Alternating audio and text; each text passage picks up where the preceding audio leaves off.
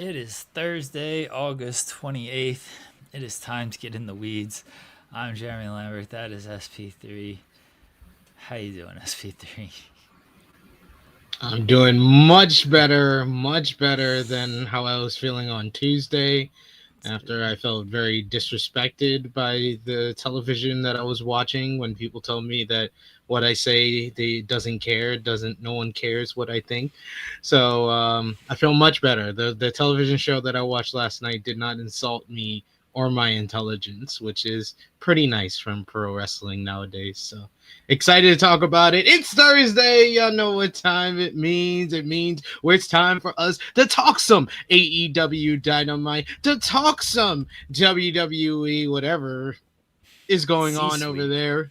Yeah, we got C-suite. that's the main event. That's the Yeah. main event. You got to talk about stuff in between that. There's plenty of WWE news for us to discuss. I'm sure. I don't know what I've I been don't trying know to if there like is. I've been trying to conserve my wrestling consumption after the busy weekend, and I'm still trying to catch up on everything. I did finish watching Rev Pro's 13th anniversary, so we will be having an alt world visit. We'll be going through the multiverse, and we'll be going over to the UK to talk some Rev Pro. They had two really good shows during Forbidden Door weekend, so we'll talk about that for a bit. I did want to watch GCW Homecoming, but you got Steven Jensen for that. You'll talk about that later, so I don't want to put uh, Jeremy through that twice. But there was some fun We've stuff over there. we've also got on Spotlight later tonight. We've got Mose and Emil will both be joining us. Look at So that. they were on commentary for the two GCW events. So yeah, we'll be talking GCW Homecoming with two people who had first row seat. Look at that. Look at that. Look at that. Look at how much we do here on Fightful Overbook. You got two shows, you got special guests. This is what it's all about. But you come to In the Weeds for one thing on Thursday. It's the only thing that matters. It's the C suite, baby. It's the C suite. We got to talk about Evolve that I'm actually able to watch early now because I'm in the United States of America, and I'm able to watch Tubi for free. So that was nice. I was able to watch it early, get it consumed, take down my notes for the C suite. I watched LFG around Tuesday or Wednesday this week. It wasn't my usual early watching. I like to watch it on Monday morning. I waited a couple of days because had so much wrestling over the weekend to consume. So I've been catching up on Rev Pro, caught up on Stardom, now I'm gonna make my way through the GCW events. Hopefully, I'll be done by Saturday before the True Hill Heat flagship podcast, where I have to talk about all of this. Oh joy for me! But I am here to talk with all of you. So welcome to In the Weeds. Y'all know what to do. Do all the pleasantries that Joel always tells you about. Drop the thumbs up on the video. Help to YouTube algorithms so much. Jeremy, hit the fireworks, hit the pyro. You can also Indeed. share this video with all your wrestling fans, friends, and family on all your favorite social media platforms. If you're new to Fightful Overbook, hit that subscribe button, hit the bell to stay notified for all the great content here. And of course, you can sound off in the comment section where I want people to start counting the days. All right, we're gonna count the days until Sean Rossap answers his summon. He has been summoned to come on In the Weeds and be on trial, and he is ducking it for 2 days.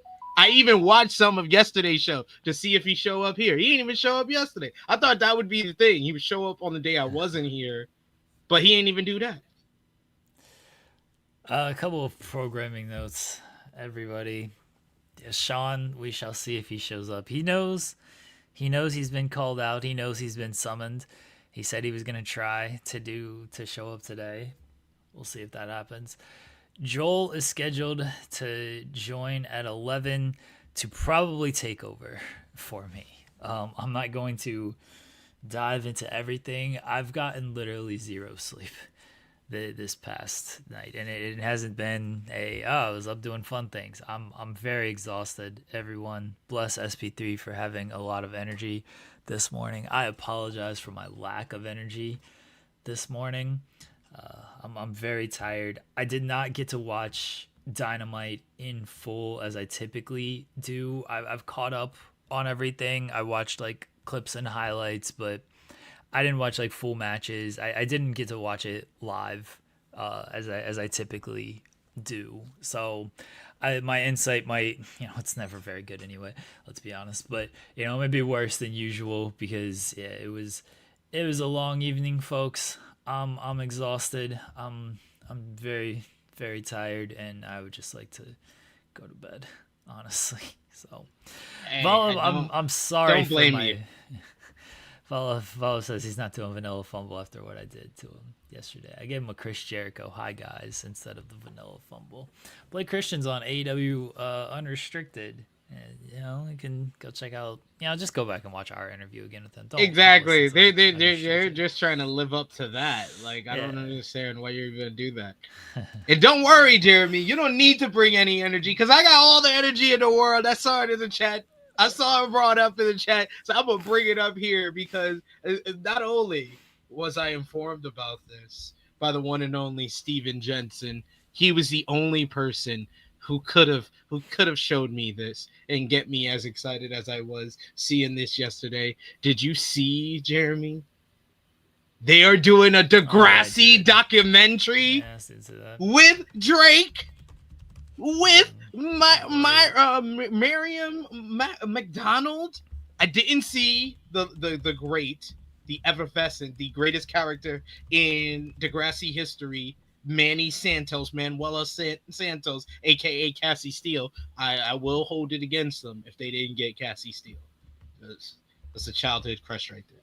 But if they didn't get Cassie Steele, that is a crime because she was the best character on Degrassi. I saw my band Spinner Mason, Shane Kibble, who we were in talks with on Degrassi Dudes to bring on to the show, and that was a thing here on Fightful Overbook. But of course, that's not a thing anymore. So those talks kind of died. But wait, he's doing something. He's doing something talking about Degrassi. Man, I got so hyped. I was so excited for this. I can't wait to see it. Can't wait to watch it. Can't wait to reminisce. It actually inspired me. This might be my 8th or 9th time watching the entire series. I might have to do it again. Really? That long? You've watched it that many times? Nah, probably like 8th or 9th time that I've started from the beginning to watch it. But as far as watching the entire series, I've only done it like once or twice. Or twice because I've done times where I watch through when I stopped watching to like reminisce on that, and then watch the stuff that I've never watched before. The stuff that I didn't watch while it was going on live, I think I've only watched that like one time through, which is probably like the second half of season 9 to the end of the series, which is season 14. Okay. I feel like it's a lot of episodes. So it is. For you to it's watch it's it like one season has like 40 episodes. That's a lot of episodes. Well, good luck with the Degrassi watching. Drake, yeah, that's when people like Drake though. Yeah, that's true. Now he's doing nothing. Or they didn't know him, unless they said his name was Jimmy Brooks. Yeah, he's just wheelchair bound Drake. I've never seen a single episode of Degrassi. I'm sorry to disappoint. You need to. We need to do an episode of Worst of the Wees where me and Jensen show you the worst episode of Degrassi. I mean, that's which will actually inspire you to watch the show. Maybe if the episode's that bad, then maybe it will inspire me to watch this show. I like bad television. Is it streaming anywhere? Like, is it easy? Accessible? Yeah, it's on HBO Max. Okay, I have that. Yeah. I gotta get through my Breaking Bad rewatch, then I gotta get through my Better Call Saul rewatch. So I can't juggle too many TV shows at once. That's a lot. I'm rewatching Shameless right now. Oh, okay. Yeah. I only watched that through once, just the original airing was the only time I watched it. Yeah, same. I've only watched it once. I caught onto it like right before season 7 or 8, and I rewatched. This was when it was first came on to Netflix. I rewatched the older seasons and then caught up in time to watch it live as it was going on, and had to live through the torture that was season 10. And didn't they have a season 11? Ugh. I think so. Why did it? Yeah, Why did they continue after Fiona left? Yeah, once Emmy Rossum left, it should have ended, but they just kept it going. That was a choice. That was a choice. But now, who Carl was in Happy Gilmore. He was in Happy Gilmore Yeah. too. So Yeah, he was one of the sons in Happy Yeah. Gilmore. and I'm happy for him. Lip is the star of the Bear. So Yeah, he's Carmen Berzado, yeah, and he was also Kerry Von Erich was. In the Iron Claw. Yes, he was. And then Ian, he became the Joker on Gotham. Oh yeah, I do remember that. Yeah. Yep. Yeah, I haven't seen anything from him lately. I think Fiona Emmy Rossum did some show on some streaming platform after Shameless, but I'm not really sure what it was. Who was your favorite character? I mean, Frank was always just great. He was awful. You mean great at Well, being awful? Yeah, He was that's the whole awful point of dad. the show, though. He was awful, but like he was supposed to be awful.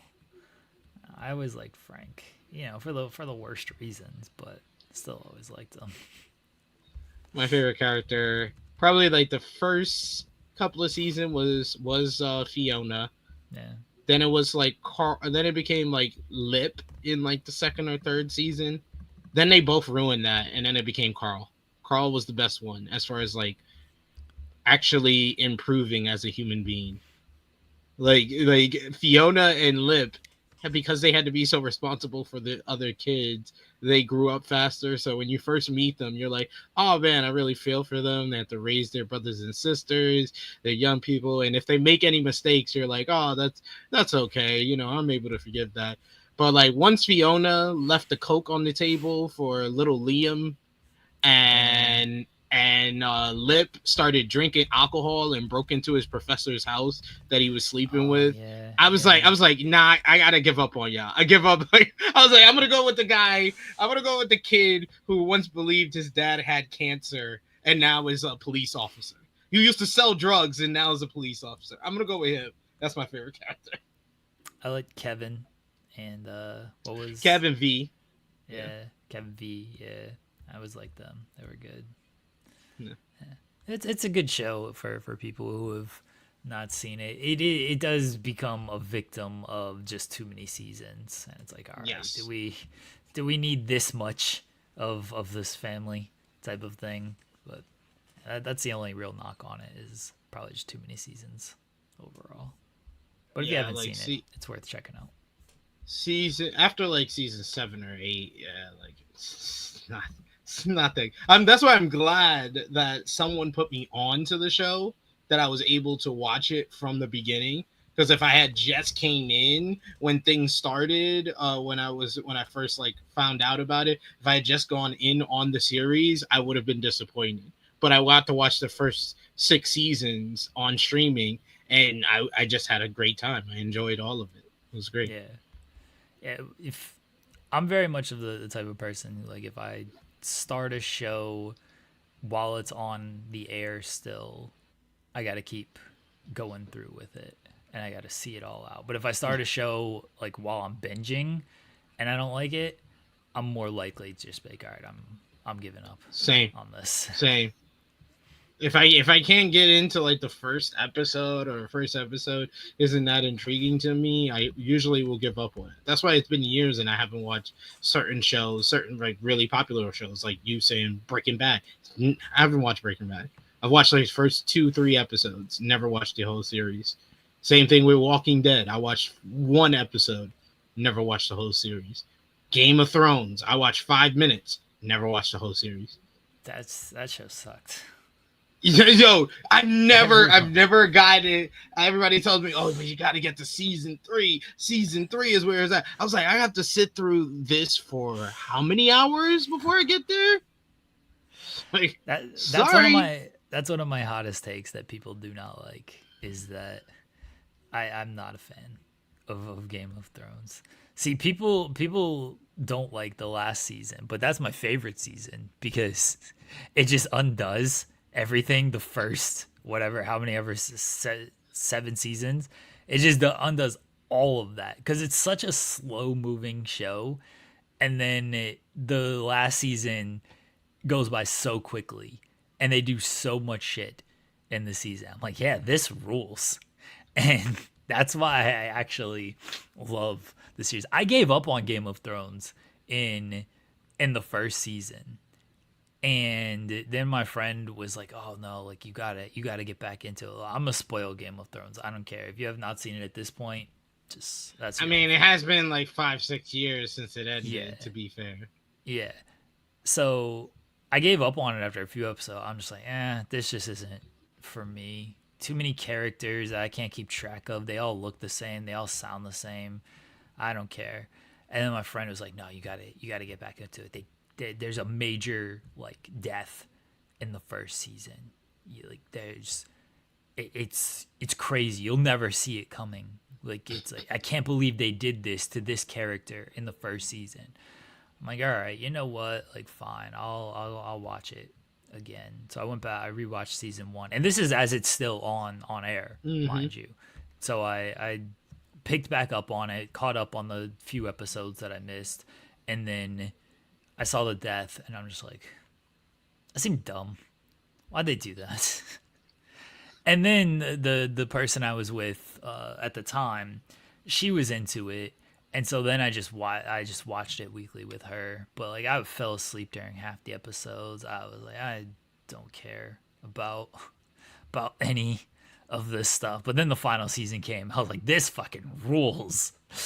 And the person who I was with was like, this is terrible. What have they done? I was like, no, this is amazing. That's how I knew like it was actually bad because she hated it. I was like, no, this is amazing. This is fantastic. Look at all the dumb shit they're doing in this final season. Eh, it's terrible. It's a bad. I don't like any of it. Like how many it's shows have they made off of Game of Thrones? I know just there's House of House of Dragons, Dragons. right? That's it. I Okay. think so. I don't think there's anything I was gonna else. say because they both ended around the same time, but it's very similar with Game of Thrones and Power. Power Oh, the to a lot of Power like they the made like 15 spinoffs, right? yeah they made a Yeah. bunch of spin-offs, but what I'm saying is that a Power to the Power community, if you just ask them about the original series, they all will tell you the same thing that Game of Thrones fans tell you, is that the last season is the worst season because it undoes a lot. It tries to basically, I'm gonna spoil Power for everybody. See, we're spoiling all the popular shows right now. In the last season of Power, they basically try to work the storyline where the main protagonist of the show, Ghost, is now the heel of the show, and the main antagonist to a lot of the community, this snot-nosed, spoiled brat kid, Tariq, he's the babyface. So then when he kills his father, Ghost, at the end of the show, everybody could be like, oh yeah, he had the right to do that. I'm definitely gonna watch his show because he gets one of the spinoffs.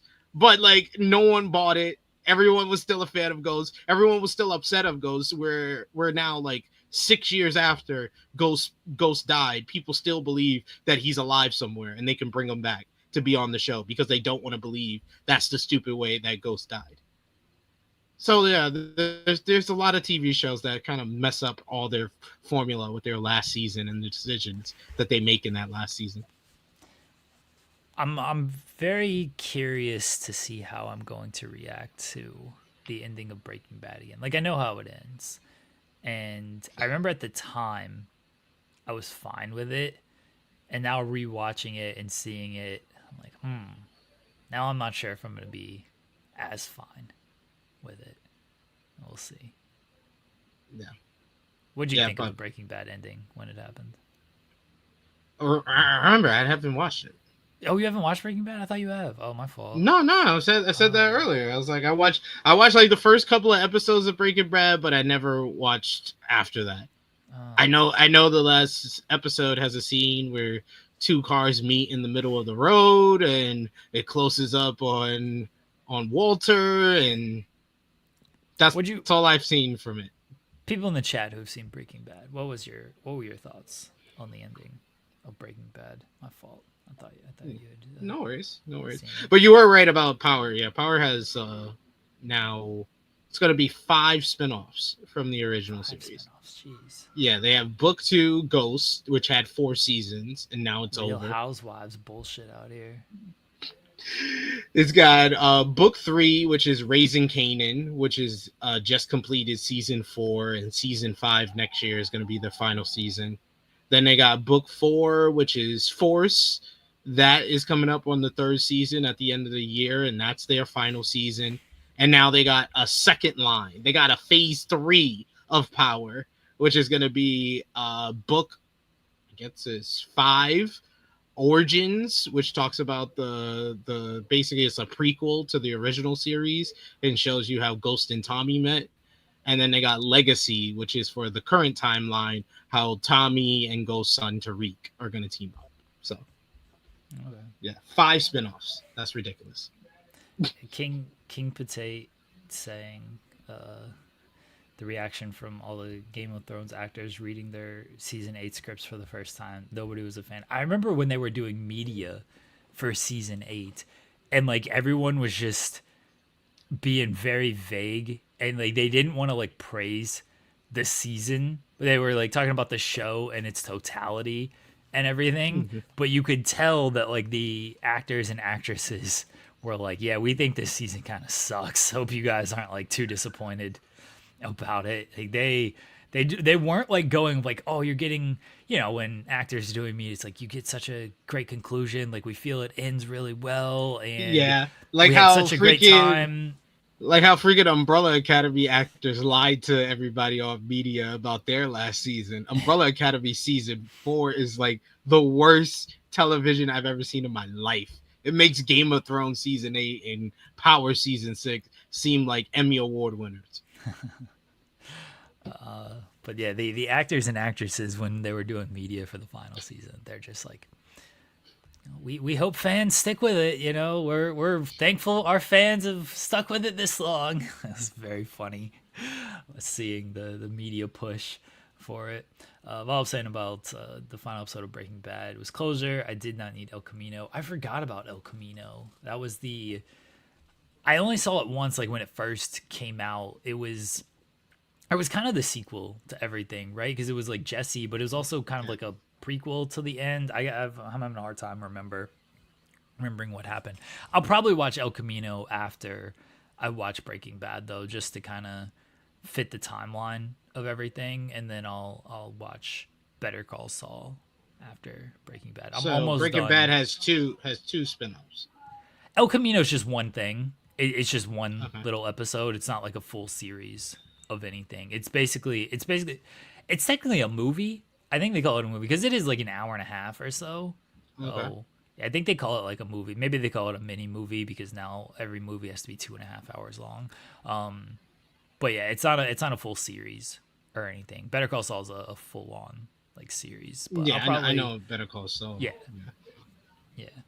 I'm up to near the end of season 4, and like I was saying yesterday with Joel, like there's so much stuff that like happens in season 4 that like I just completely forgot. I remembered season 3 really well as I was rewatching it, and then season 4, like there's just a lot of episodes I'm like, oh, I don't remember this happening at all. So I'm curious to see how my memory holds up with the season 5. Of course, everyone knows my memory sucks.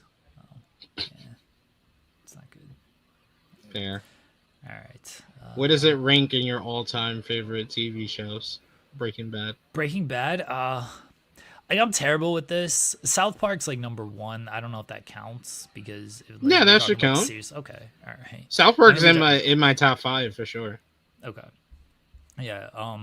South Park's number 1 because it's an easy watch. I think that's the comfort show for me. Yeah. You know what I mean? But like I understand like it's not, because one, it's still going because it's a comedy. It's like, is this a great TV series? It's not like episodic television. It's just, a really funny show. Yeah, Will, I'm on The Wire is probably my favorite like episodic show that I've seen. The Wire is something I try to rewatch every couple of years because it's just so good. I have like the box set of The Wire and everything to just all the seasons on the DVD. Not that DVDs exist anymore, but The Wire is something that I don't know if it'll like fully be topped. I do love Breaking Bad. It's probably top 5. I've seen Sopranos. I like Sopranos.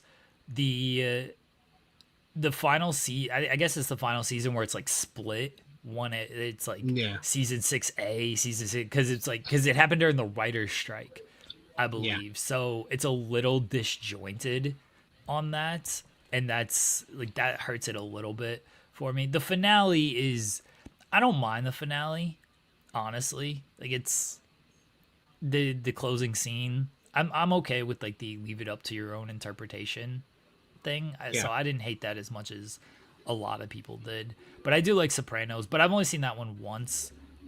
So I can't give. Yeah, I'm gonna continue that. I was starting to watch that when I was in the States last time because I have HBO Max here. So I might restart that. I was watching the episodes from the first season. Yeah, so The Sopranos is up there. I'm seeing people. What do you guys mention in the chat? Name your favorite TV series. Everybody. Oh, somebody mentioned Oz. I didn't get through. Oz was good. All of Oz. I got through the first 2 seasons. I liked it. I don't remember what happened in my personal life at the time to where I just kind of stopped watching it. But I'm sure something happened. But yeah, I feel like Oz peaked when Anna Bisi died. When Anna Bisi died, I feel like that was like the peak of the show. But yeah, I remember Oz. That made me that put the fear of God in me as a kid to never go to jail. So the other shows that I think are like good. I don't know if I put them in top 5, but like are good. I really like The Shield until the final season, and then that got a little disjointed in the final season. But I thought The Shield. That's Walter Goggins, one of the goats. Yeah. He's in that, but that's really good if people have not seen that. I know Dexter can be hit and miss, but like peak Dexter is some fantastic stuff. Then it gets stupid at the end. I've heard that I did like Dexter New Blood. That was the first kind of sequel to it. I've heard Dexter. Oh wait, hold on. What's the Dexter one that just got canceled? The prequel. The prequel just got canceled after 1 season. I've not seen that. What was the thing that came out after the original? Was that New Blood? People in the chat have tough. I could easily Google. Yeah, I've never watched Dexter in my life. Okay. I've only watched like 2 or 3 shows from like Showtime primetime. Yeah, okay, New Blood. Bargroff's saying New Blood. I like New Blood. I thought, okay, the canceled one is Original Sin. And then the newest one is Resurrection. So there's been 3 Dexter spinoffs. That's ridiculous. Yeah. I've heard Resurrection is good. And I kind of want to watch Resurrection because I like New Blood. I don't know how other people feel about New Blood. But I think anyone who will watch original Dexter probably thought that last season was god awful. Like it was, but it was hilariously bad. So that's why I actually kind of enjoyed it. While I understand, didn't he fall in love with his sister? He fell in love with his one of the funniest scenes ever in like all of television is when he drives into the lake. Hilarious. He's arguing with Deb in the car and he just drives straight into the lake. Absolutely hilarious scene.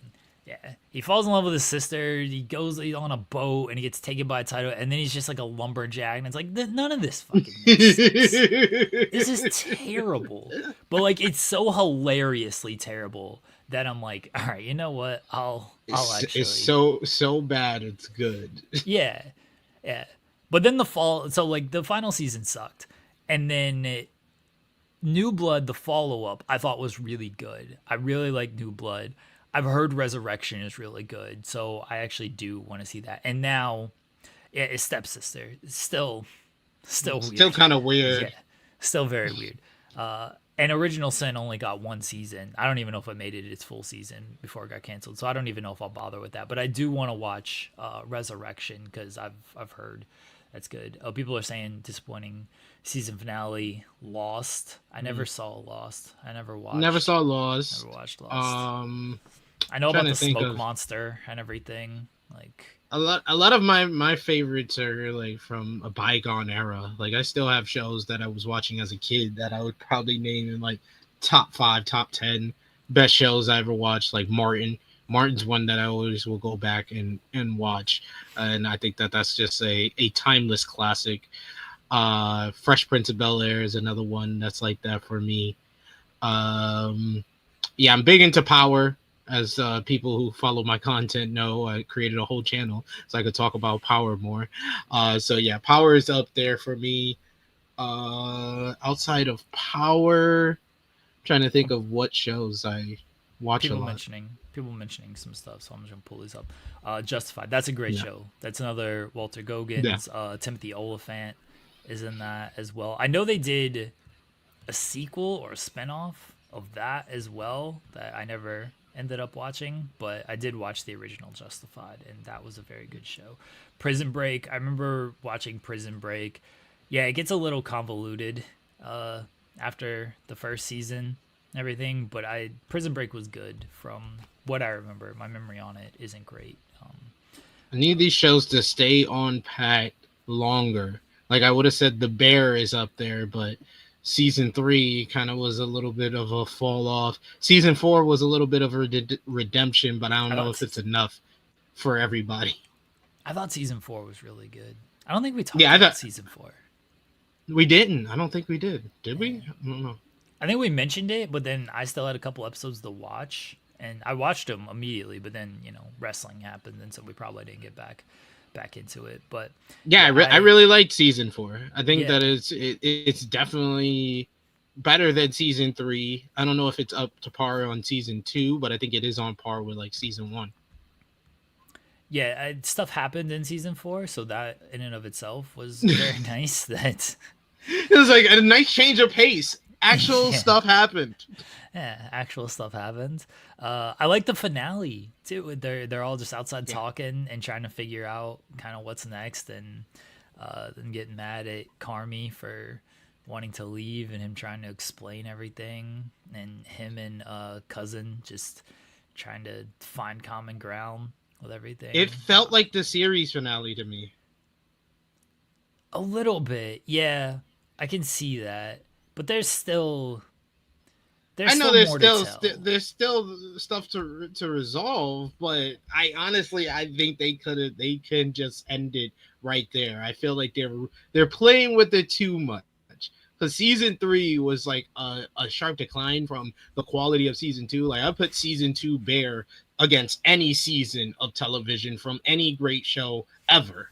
That's how good season 2 of The Bear was. And season 3, especially with the way they ended things, it felt like a downer from that part. But they brought it right back up to me with season 4, especially the Sydney episode when she goes Yeah. to her cousin's place and she basically spends the day with her younger cousin, and the wedding episode. The wedding episode is a top 5.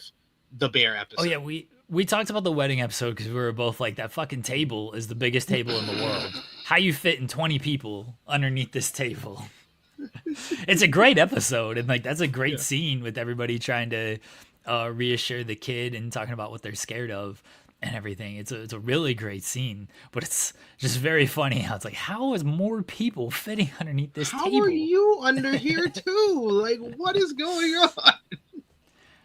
Barry's a good show. I didn't finish it though. I went back and I tried to rewatch it, and then life happened. But Bill Hader in that role is fantastic. Yeah, Bill Hader's fantastic. So Barry's one I should probably like try to actually get back I've into and I've watch. heard the good things about Ted Lasso. That's one that I did want Yeah, to try to watch. Oh, I do love The Boys. I thought the last season of The Boys wasn't that that good, but man, I binge watched that actually. But I think at the end, after this past season finish, I got so many people that were telling me, you need to watch the boys, you need to watch the boys. And then me and my missus, we actually watched Gen V, which is one of the spin-offs from the boys, and it's about basically kids that go to this superhuman college, and like this whole thing breaks out over there. So I watched that and I loved it. My missus couldn't deal with it because it was too much gore for her, but I was like, nah, I love this. I'm gonna watch the boys now, and I had a hell of a time watching the boys. I think Homelander is a top five television character of all time. Just the layers, the emotion that he shows, and the basically the cruel individual. It's one of the best heels I've ever seen on television ever. I've watched the first two seasons of The Boys. That's I've not seen anything past that. People are saying season 3 kind of falls off, but season 4 kind of picks back up. Season 4 is up there. Season Okay. 4 is great. Okay. Yeah, I watched the first two seasons of The Boys. I liked it. I liked the first two seasons. Like I thought it was a very good show. But it's just one that I kind of that's when it came out at a different time in my life, and then things switched, and then I just didn't go back to didn't go back into watching it. So Yeah. it's the one season left of The Boys, says Richard. Okay. Yeah. All right. Season 6, which I think comes out either, is it next year? I think it's next year, because there's a bunch of big stuff that's coming out at the end of the year, like Stranger Things. I'm into that. That's probably up there for me. It was up there for me. Season 4 I loved. I loved season 4. That was like a movie. Me and my missus, we got into that heavy. What was that? The summer of 2022. It's been that long. That's crazy. It's been 3 years. We have to wait 3 years for these shows to come out. It's kind of ridiculous. I love Cobra Kai is definitely up there for me. Yeah, Power Cobra Drive Kai. finisher. Yeah.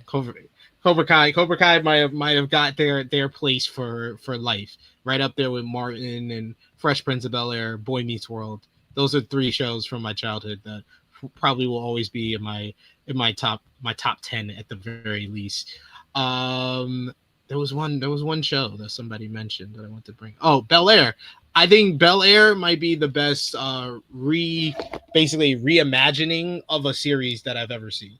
It's so good because it's like I it's something so simple of, oh, what if Will's story was actually in like real life in 2021, and just turning it upside down. Like he gets into the fight with the gang member, but the gang member really got a gun. He's got a gun now that he gets caught up in jail and all of that. It actually brings some realism to the story that was a comedy back in the 90s, and then they bring it into this generation, and it becomes kind of a bigger story, and then it's kind of turned into a soap opera. So I'm used to that, but from watching Power. So yeah, I enjoy Bel-Air for the most part. I thought the last season was really really entertaining, and the fact that they made Hillary's husband, who was a football player, but gave him the story and the ending of Trevor, A+ stuff.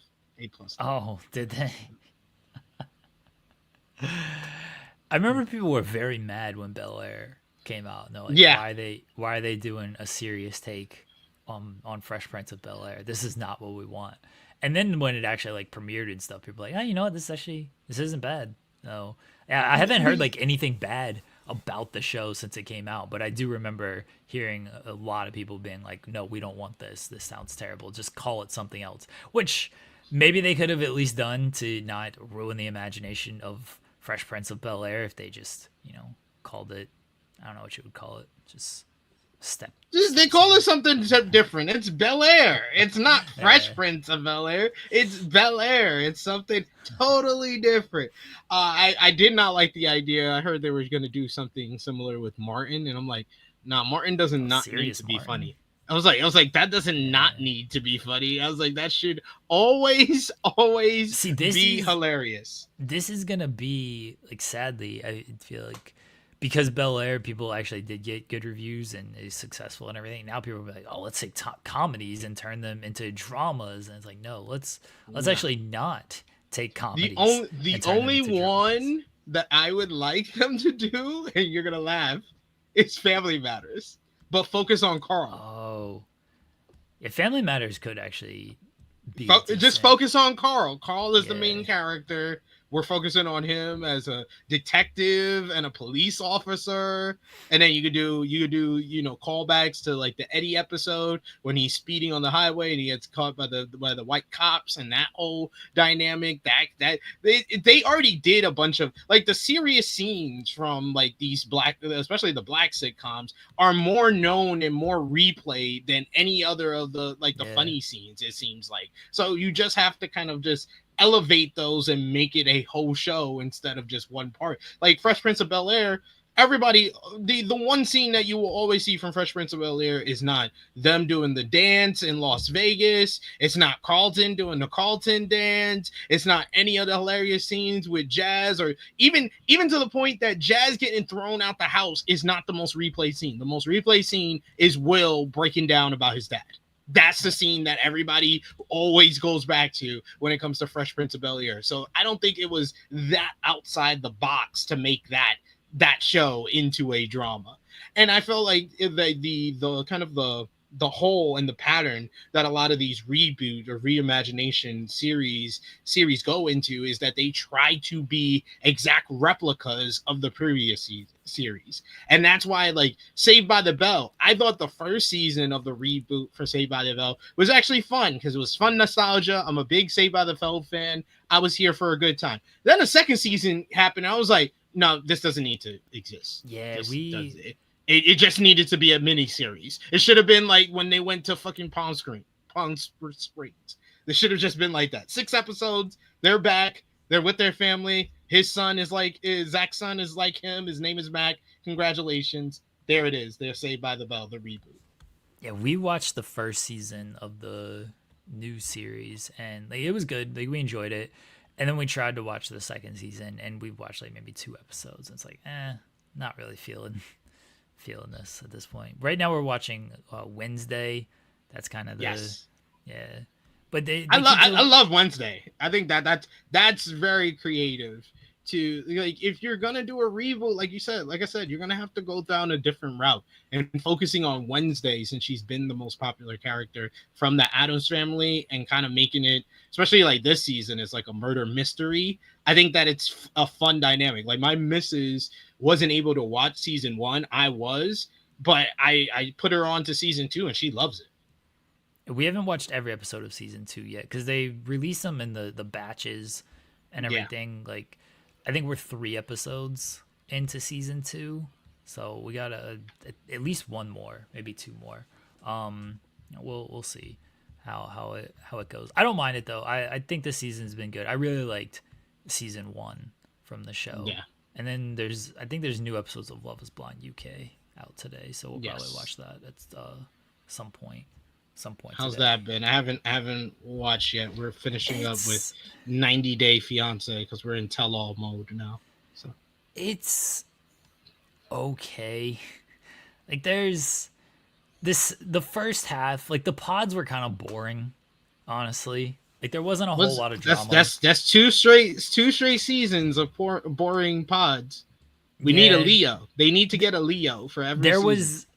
was one good like sort of triangle as far as it goes. That's the best stuff in the pods is terrible people, and then when you got like a love triangle or square, and it's like, oh, who are you gonna choose?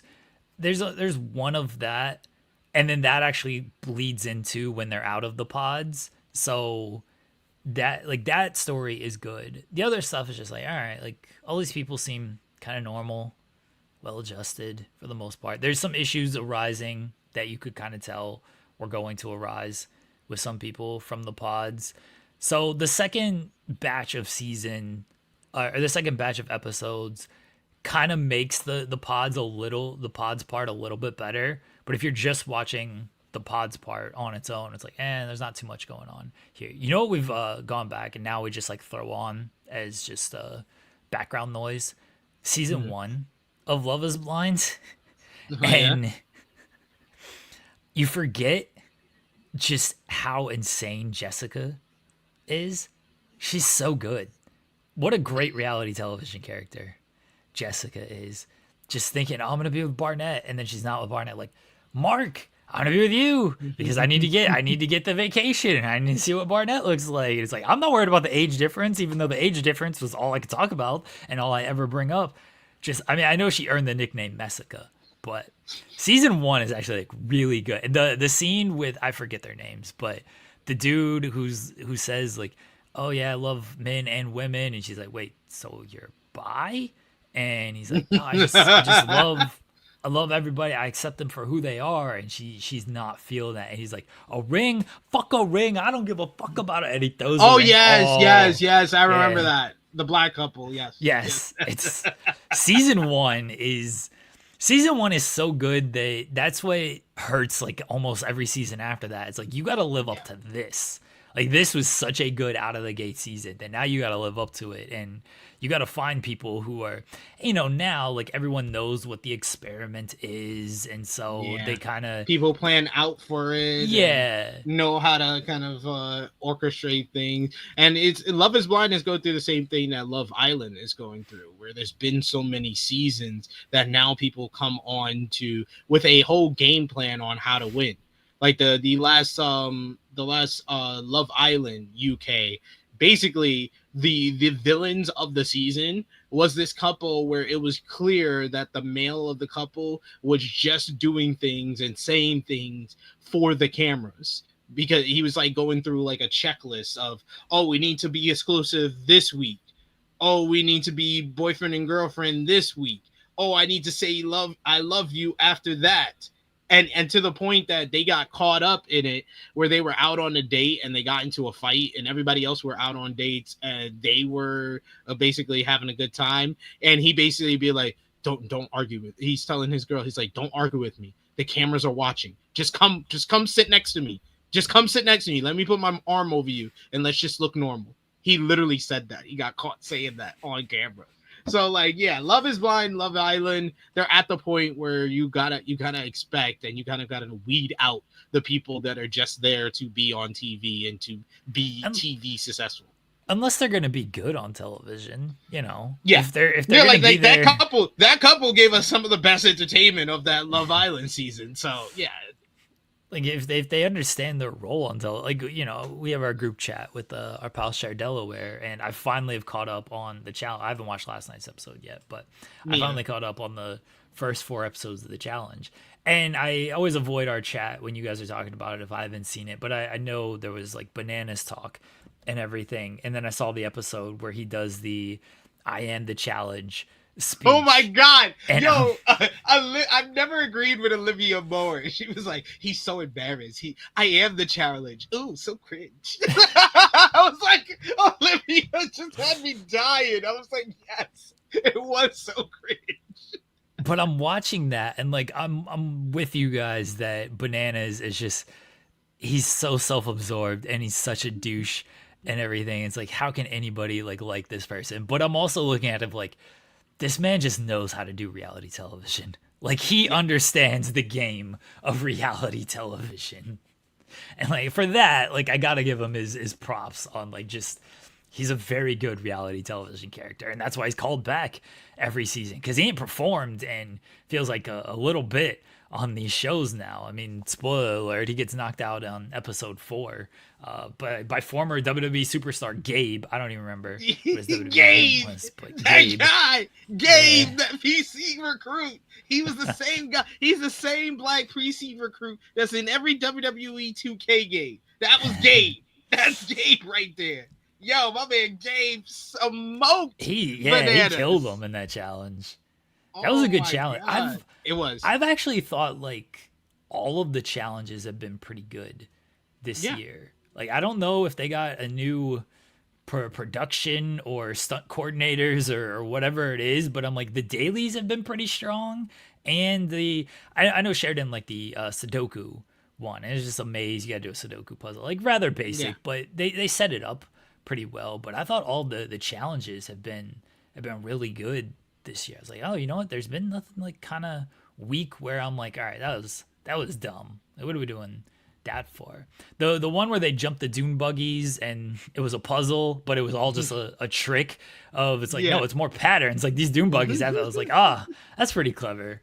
So yeah, I've really enjoyed this season. I think it's been a strong season so far. It has. I just don't want to like.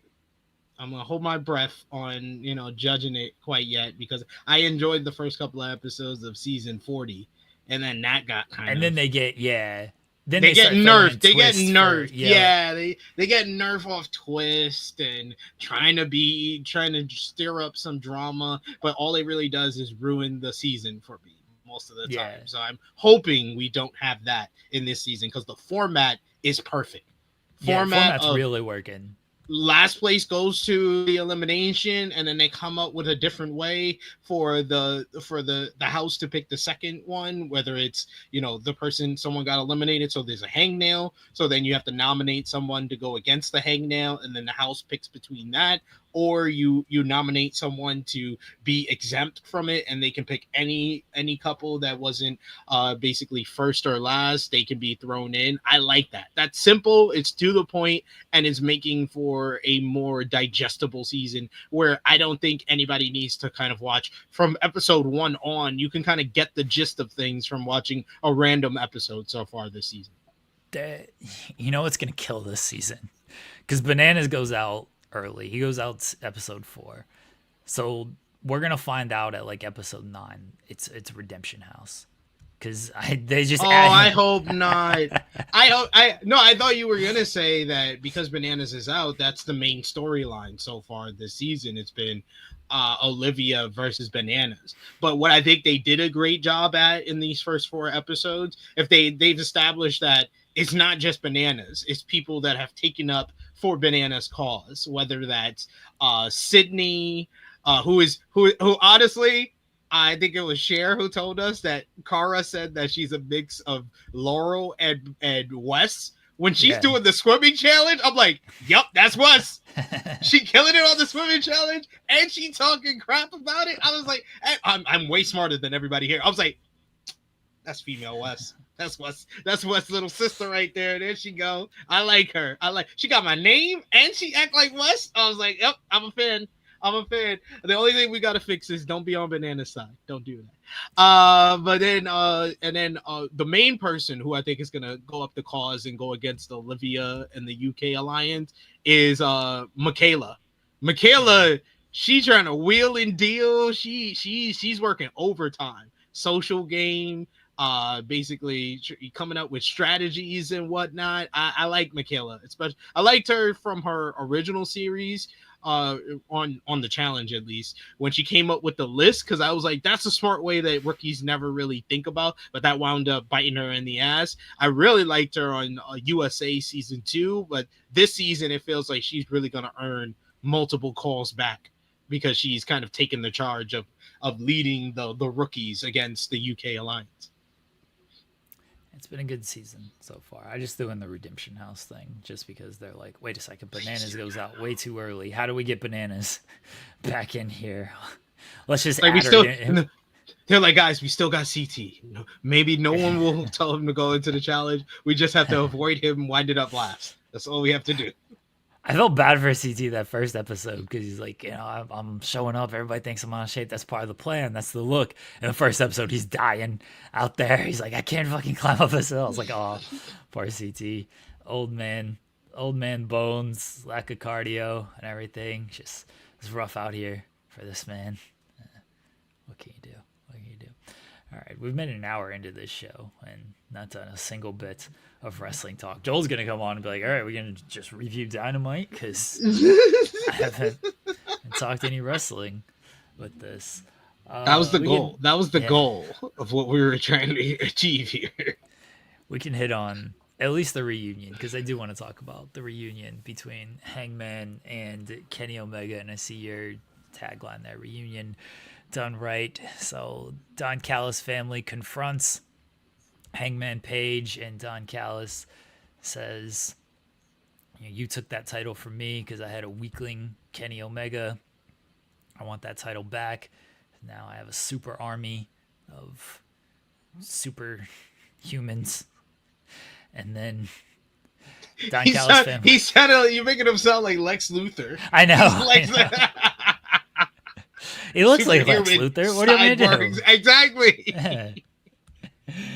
Don Callis Family attacks Kenny, and then Jet Speed make the initial save. Or sorry, attack Hangman. Jet Speed make the initial save. Kenny makes the save though, and then we get the V trigger buckshot combo on Lance Archer, and then we got a big old reunion between Kenny and Hangman, and the ECW arena went wild.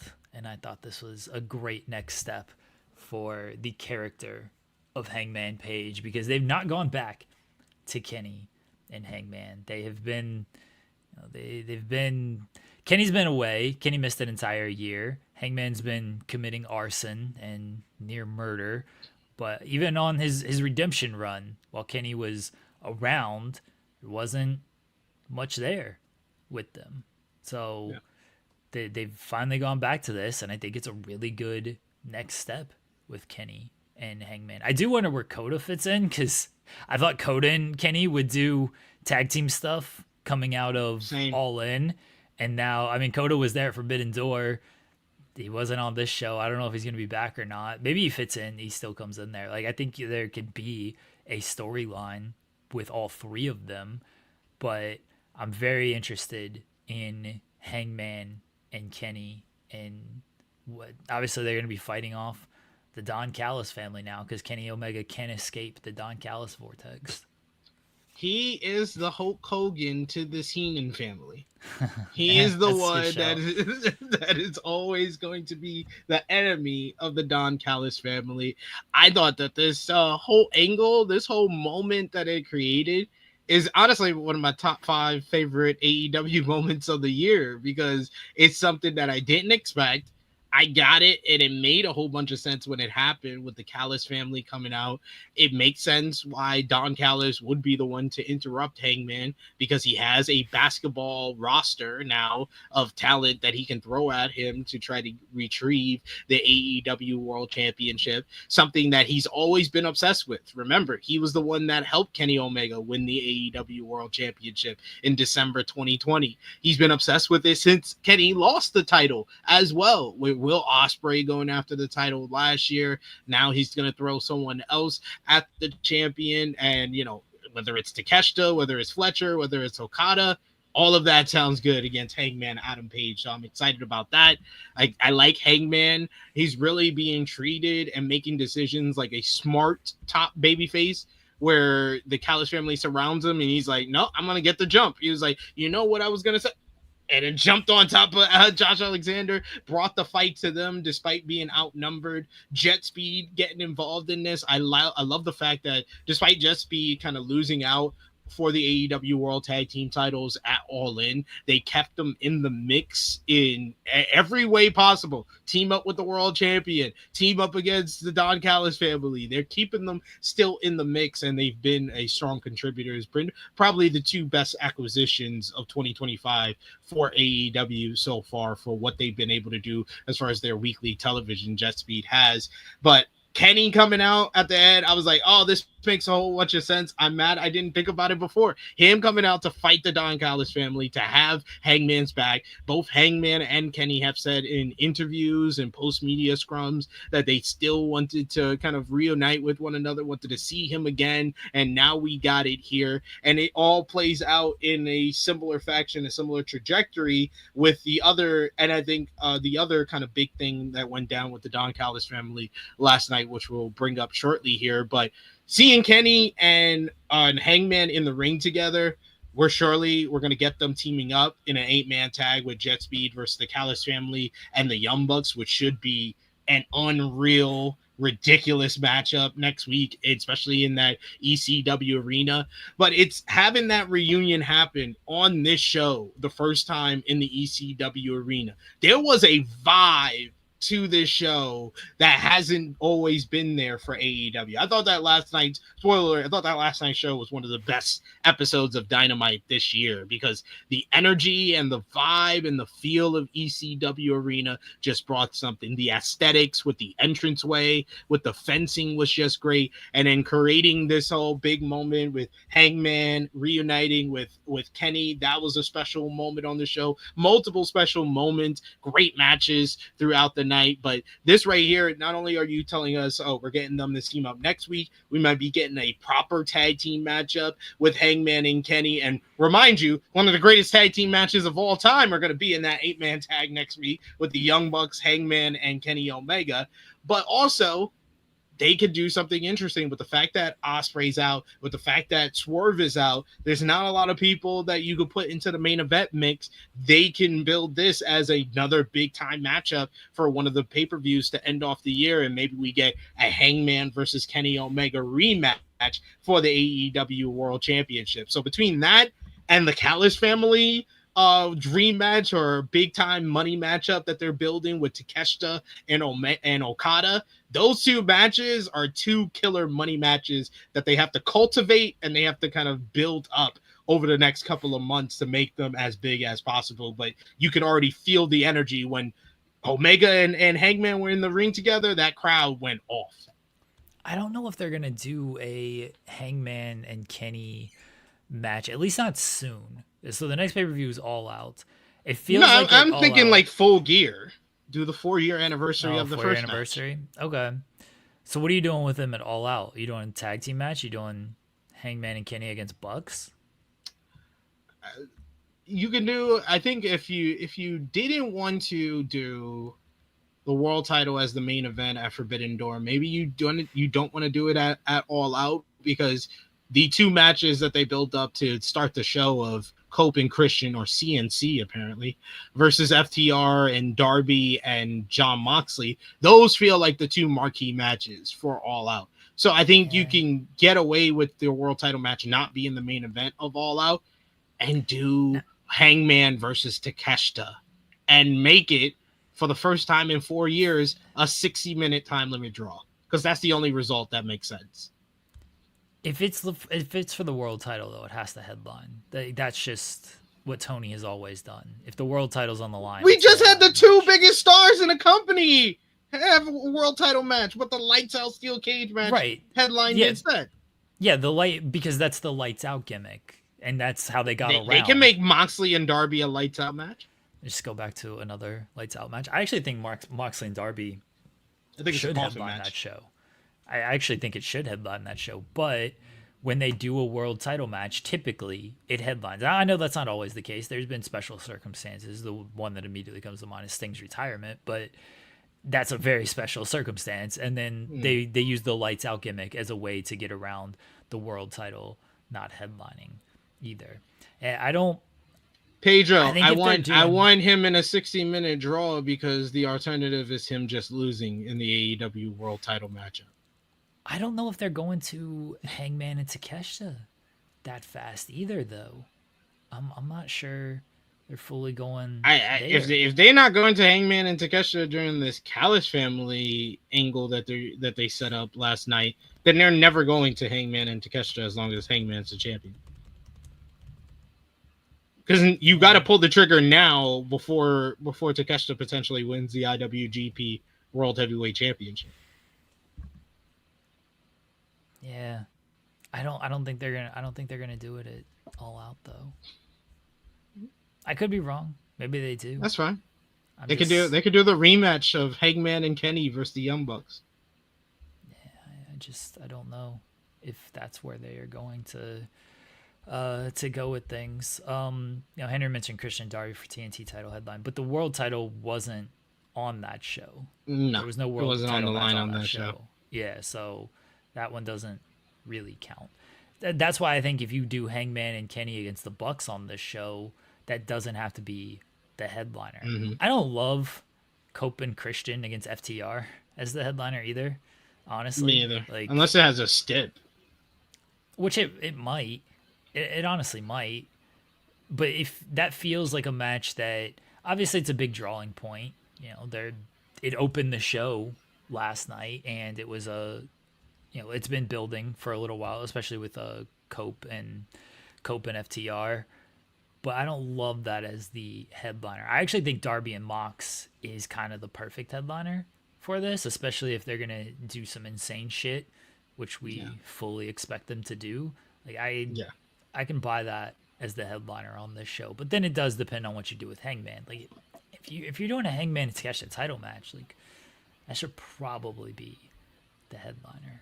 Honestly, I just don't see them because that's what I was saying before. The best result if they're doing Takeshita versus Hangman is a 60-minute time limit draw, because they're not going to have Takeshita beat Hangman. They shouldn't have Hangman beat Takeshita in that scenario. So that's the best solution. Otherwise, the response to this person who said Pedro, who said Takeshita just won the G1. You want him in a 60-minute draw? Yes, because the alternative is Takeshita just won the G1. Here's a random 8-man tag at the pay-per-view, or not being on the goddamn pay-per-view at all. Let's put him in the biggest match possible, and let's give that biggest match possible the best possible result. Because him losing in a 30-minute matchup is not better than a 60-minute matchup where he goes to a draw, and he goes to a draw with the other guy that many people believe is the best wrestler in the world right now. I think that's the best possible solution, and that's a matchup that no doubtedly, regardless of how good, bad, or indifferent you are about the matchup, it's at least memorable because it will be the first 60-minute 60-minute draw for the world title match since Hangman versus Bryan back at Winter is Coming 2021. We have not. It's been 4 years since we had a 60-minute time limit draw in a world title match. So I'm with you. If they do Hangman and Takeshita, I don't really want anybody losing that match. I would rather them do a draw. But then it just goes to, all right, well, why do the match if you're going to do a draw? Why do the match on pay-per-view if you're going to do the draw? Why not just book a different match for the pay-per-view? Who in the Callis family, the biggest star in the Callis family who doesn't have a title is Takeshita. You're either going to do... but I'm not saying... No, but this is me. This is me responding to the people who would have that. I'd be like, oh, why book the match if you can't book a finish or want to book it as a draw? Because you can use the match to build up other matches. Just look at, for example, I rewatched Kenny Omega versus Kazuchika Okada from Dominion 2017. Did New Japan have to go back to that matchup just less than 6 months after the Classic in the Tokyo Dome? No. But they used that match to build up the aura and basically the legacy of this rivalry, one, of Okada and Omega, showing that Omega is that much better than the first time that he went against Okada, that he's able to push him to the limit, that Okada can't beat him. They also used that matchup to further build up both Cody versus Okada, which was the following IWGP title matchup, as well as Cody versus Kenny, which was going to be their big matchup at the following year for both New Japan and Ring of Honor. So they were able to do multiple things with a time limit draw. AEW can accomplish multiple things. You can use the whole Kenny and Cody dynamic of Hangman's beating the crap out of Takeshita. Everyone from the Callis family is around ringside. Out comes Okada with a towel, and he's thinking about throwing it in for Takeshita. And Takeshita has to fire up and show some fighting spirit. Kenny Omega is in Hangman's corner because he's trying to help him to be able to beat Takeshita like he did earlier this year at Revolution. He's going to be the corner man and has to watch as Hangman is not able to figure out Takeshita because Takeshita has leveled up even more, and Hangman would want Kenny in his corner because Takeshita is the only person in the company outside of Kenny that has won the G1 outside of Kenny and Okada. So he has a different kind of perspective than everybody else. So you can build up the Kenny and Hangman story. You could build up Hangman and Takeshita for a rematch. You could build up Takeshita versus Okada. You're also building up Okada versus Kenny. Like, you can accomplish so much with just booking this matchup and making a 60-minute time limit draw. 60-minute time limit draw is not a bad result for this. This is actually the best possible result. And why doesn't it just headline the show then? Because draw has, like we just saw with the comment, draw has a negative connotation to a lot of fans for some reason. I would just headline the show with that match. I don't care if you're doing a draw. Fine. If we're getting Wardlow being the challenger or Josh Alexander, that definitely ain't headlining the show. I think it's going to be Hangman and Kenny against the Bucks. That's the match I think they're going with.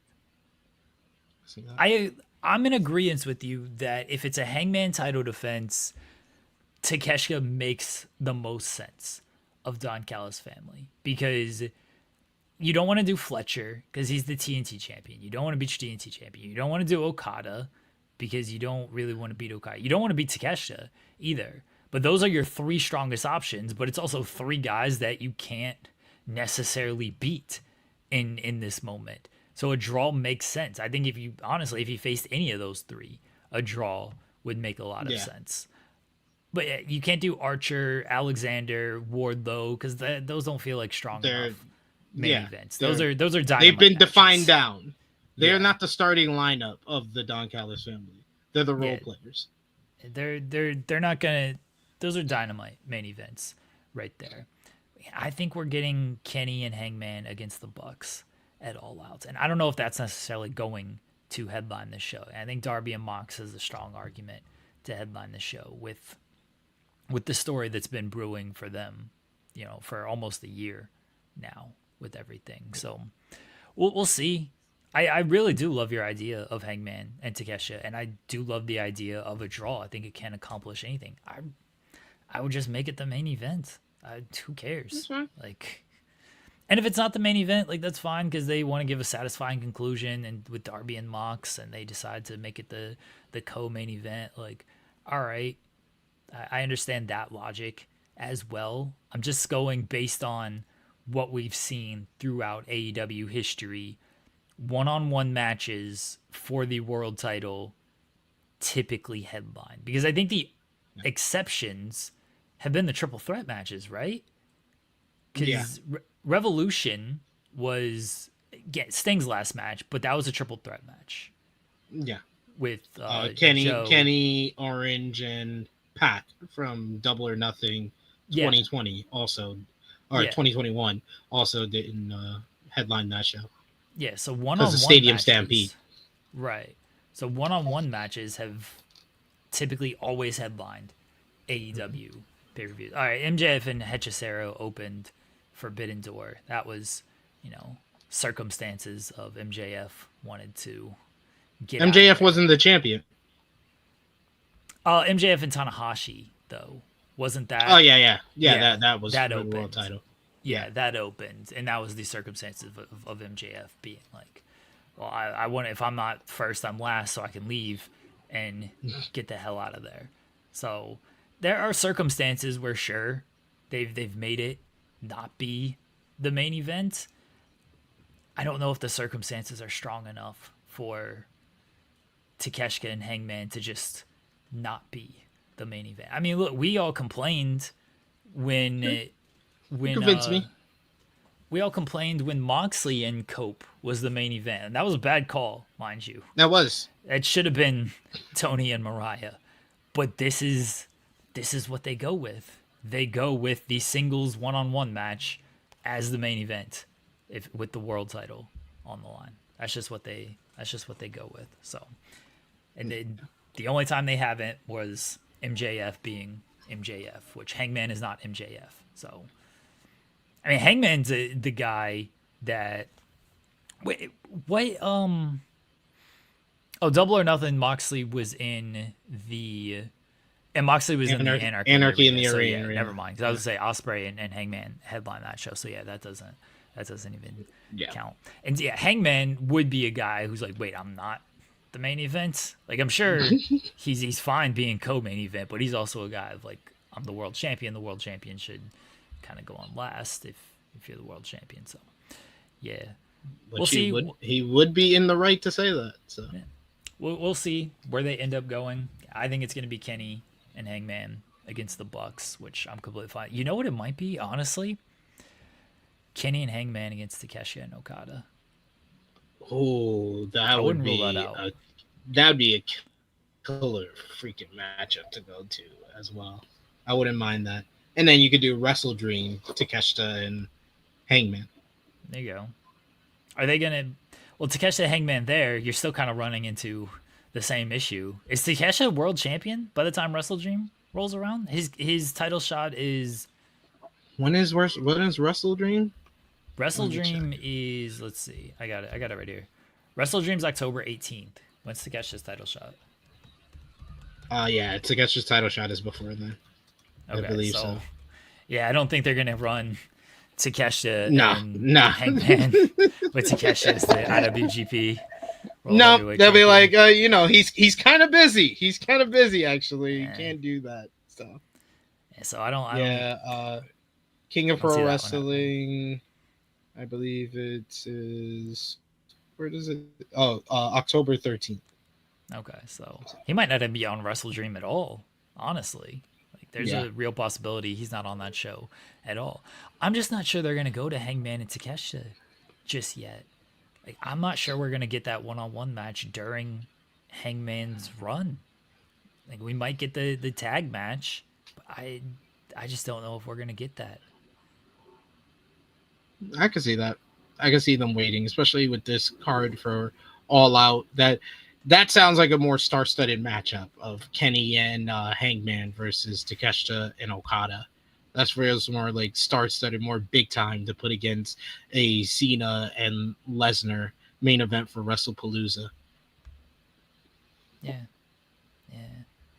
I don't think they care too much about WrestlePalooza though. Like they're They just gonna care. kind They of do care. their own thing.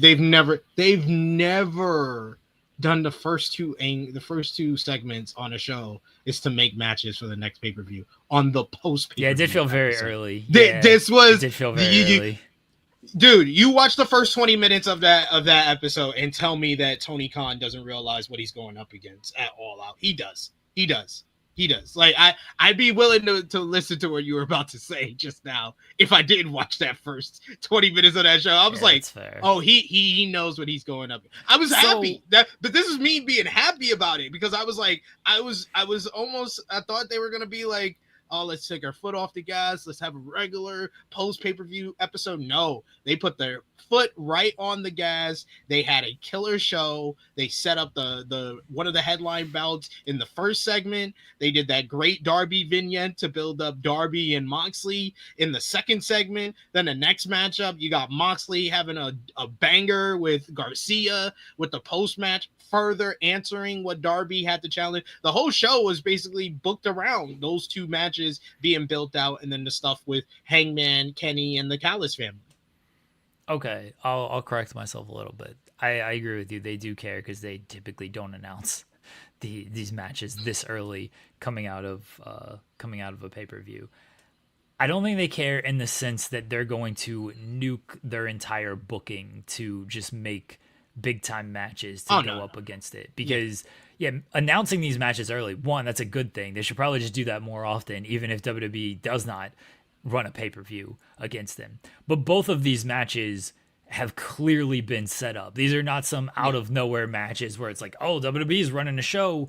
We got to put this match on this show. Like everyone knew we were getting Cope and Christian against FTR weeks ago at All Out. Like we knew we were getting that. Everyone knew we were getting Darby and Moxley at some point. We thought it might be Forbidden Door, and then they kind of changed and they did the lights out steel cage at Forbidden Door, kind of seemingly to as a way to make good with Osprey and also write Osprey off, because I do yeah. wonder if Osprey would have been healthy for that show, would they have just gone with Darby and Mox one on one and done something else with I could see Osprey? them doing that, and the fact that Gabe was on last night's show, I could see them doing Gabe versus Osprey at Yeah, All Out if Osprey was healthy. yeah. It feels like they kind of did the lights out steel cage as a way of, all right, Osprey's banged up. We need Kenny and Coda on this show. Gabe Kidd's banged up. How can we kind of tie? We want Tanahashi on this show. How can we sort of tie a bunch of stuff together Yeah, that makes sense, but also protects everybody? Which sounds weird to say as a lights out steel cage match, but sort of protects people in a way and also gets people written off of television. But we knew Darby and Moxley was going to get it into a singles match at some yeah. point. And so for Forbidden Door, or because it wasn't at Forbidden Door, All Out would obviously be the next opportunity. And I'm like, it obviously looks like it's going to be All Out.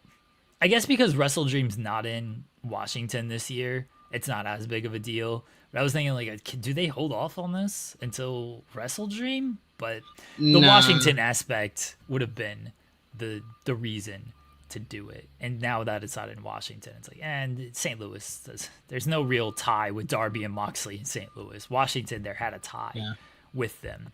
But the flip side of that is Wrestle Dream, the event itself has the tie because that's where it all started. Oh, technically, a lot of stuff did start it all out too because that was the initial turn. But Wrestle Dream was the murder of Bryan Danielson. Yeah. But Wrestle All Out, them facing that All Out, it would mark. I think it would mark nearly a year since Darby basically was the catalyst for everything that happened with the Death Riders because he made the choice to put his title opportunity on the line against Moxley at Grand Slam 2024, where he lost, and that was basically the same week that All Out is 1 year later. So it's 1 year since Darby, like he said when the whole angle first went down, that all of this was his fault. He's the one that gave up his title shot against Moxley and started all of this. And now 1 year later, he's gonna beat him at All Out. Finally beat Jon Moxley because he's never been able to beat Jon Moxley, and he proved that he can beat someone he's never beaten before last night when he beat Claudio Castagnoli in a tremendous Falls Count Anywhere matchup.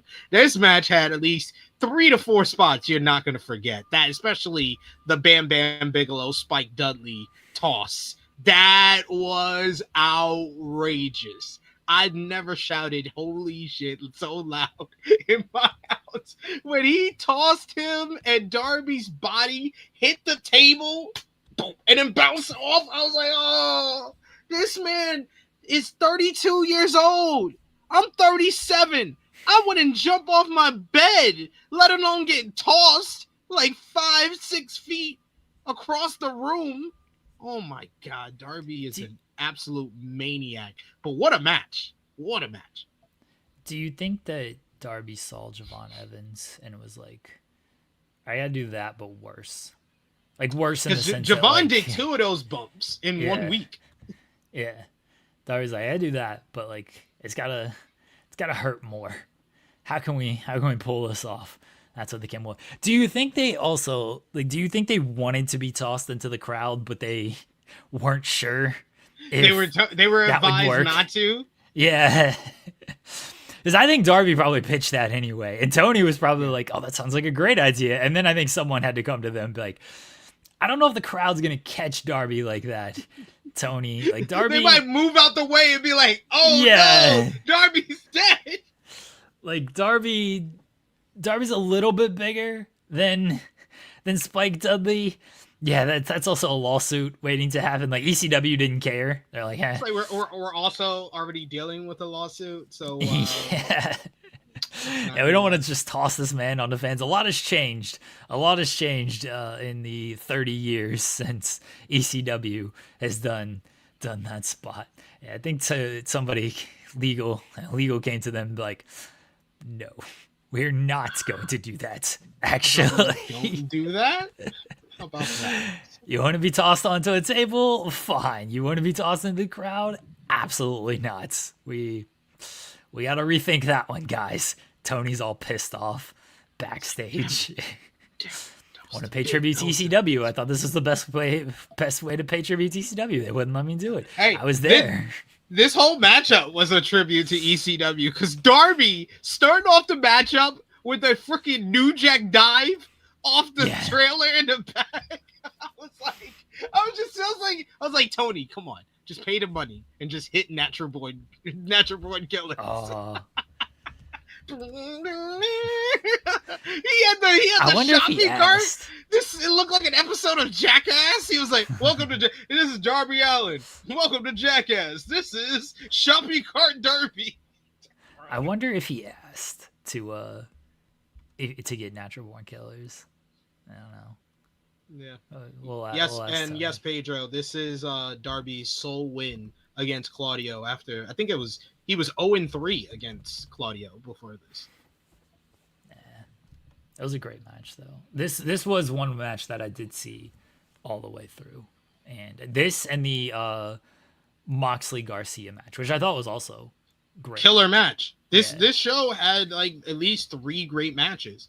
Those two and the All-Star 8-man tag with the Callis family versus Brodito and Jet Speed, or as I like to call them, Bro Jet Speedo.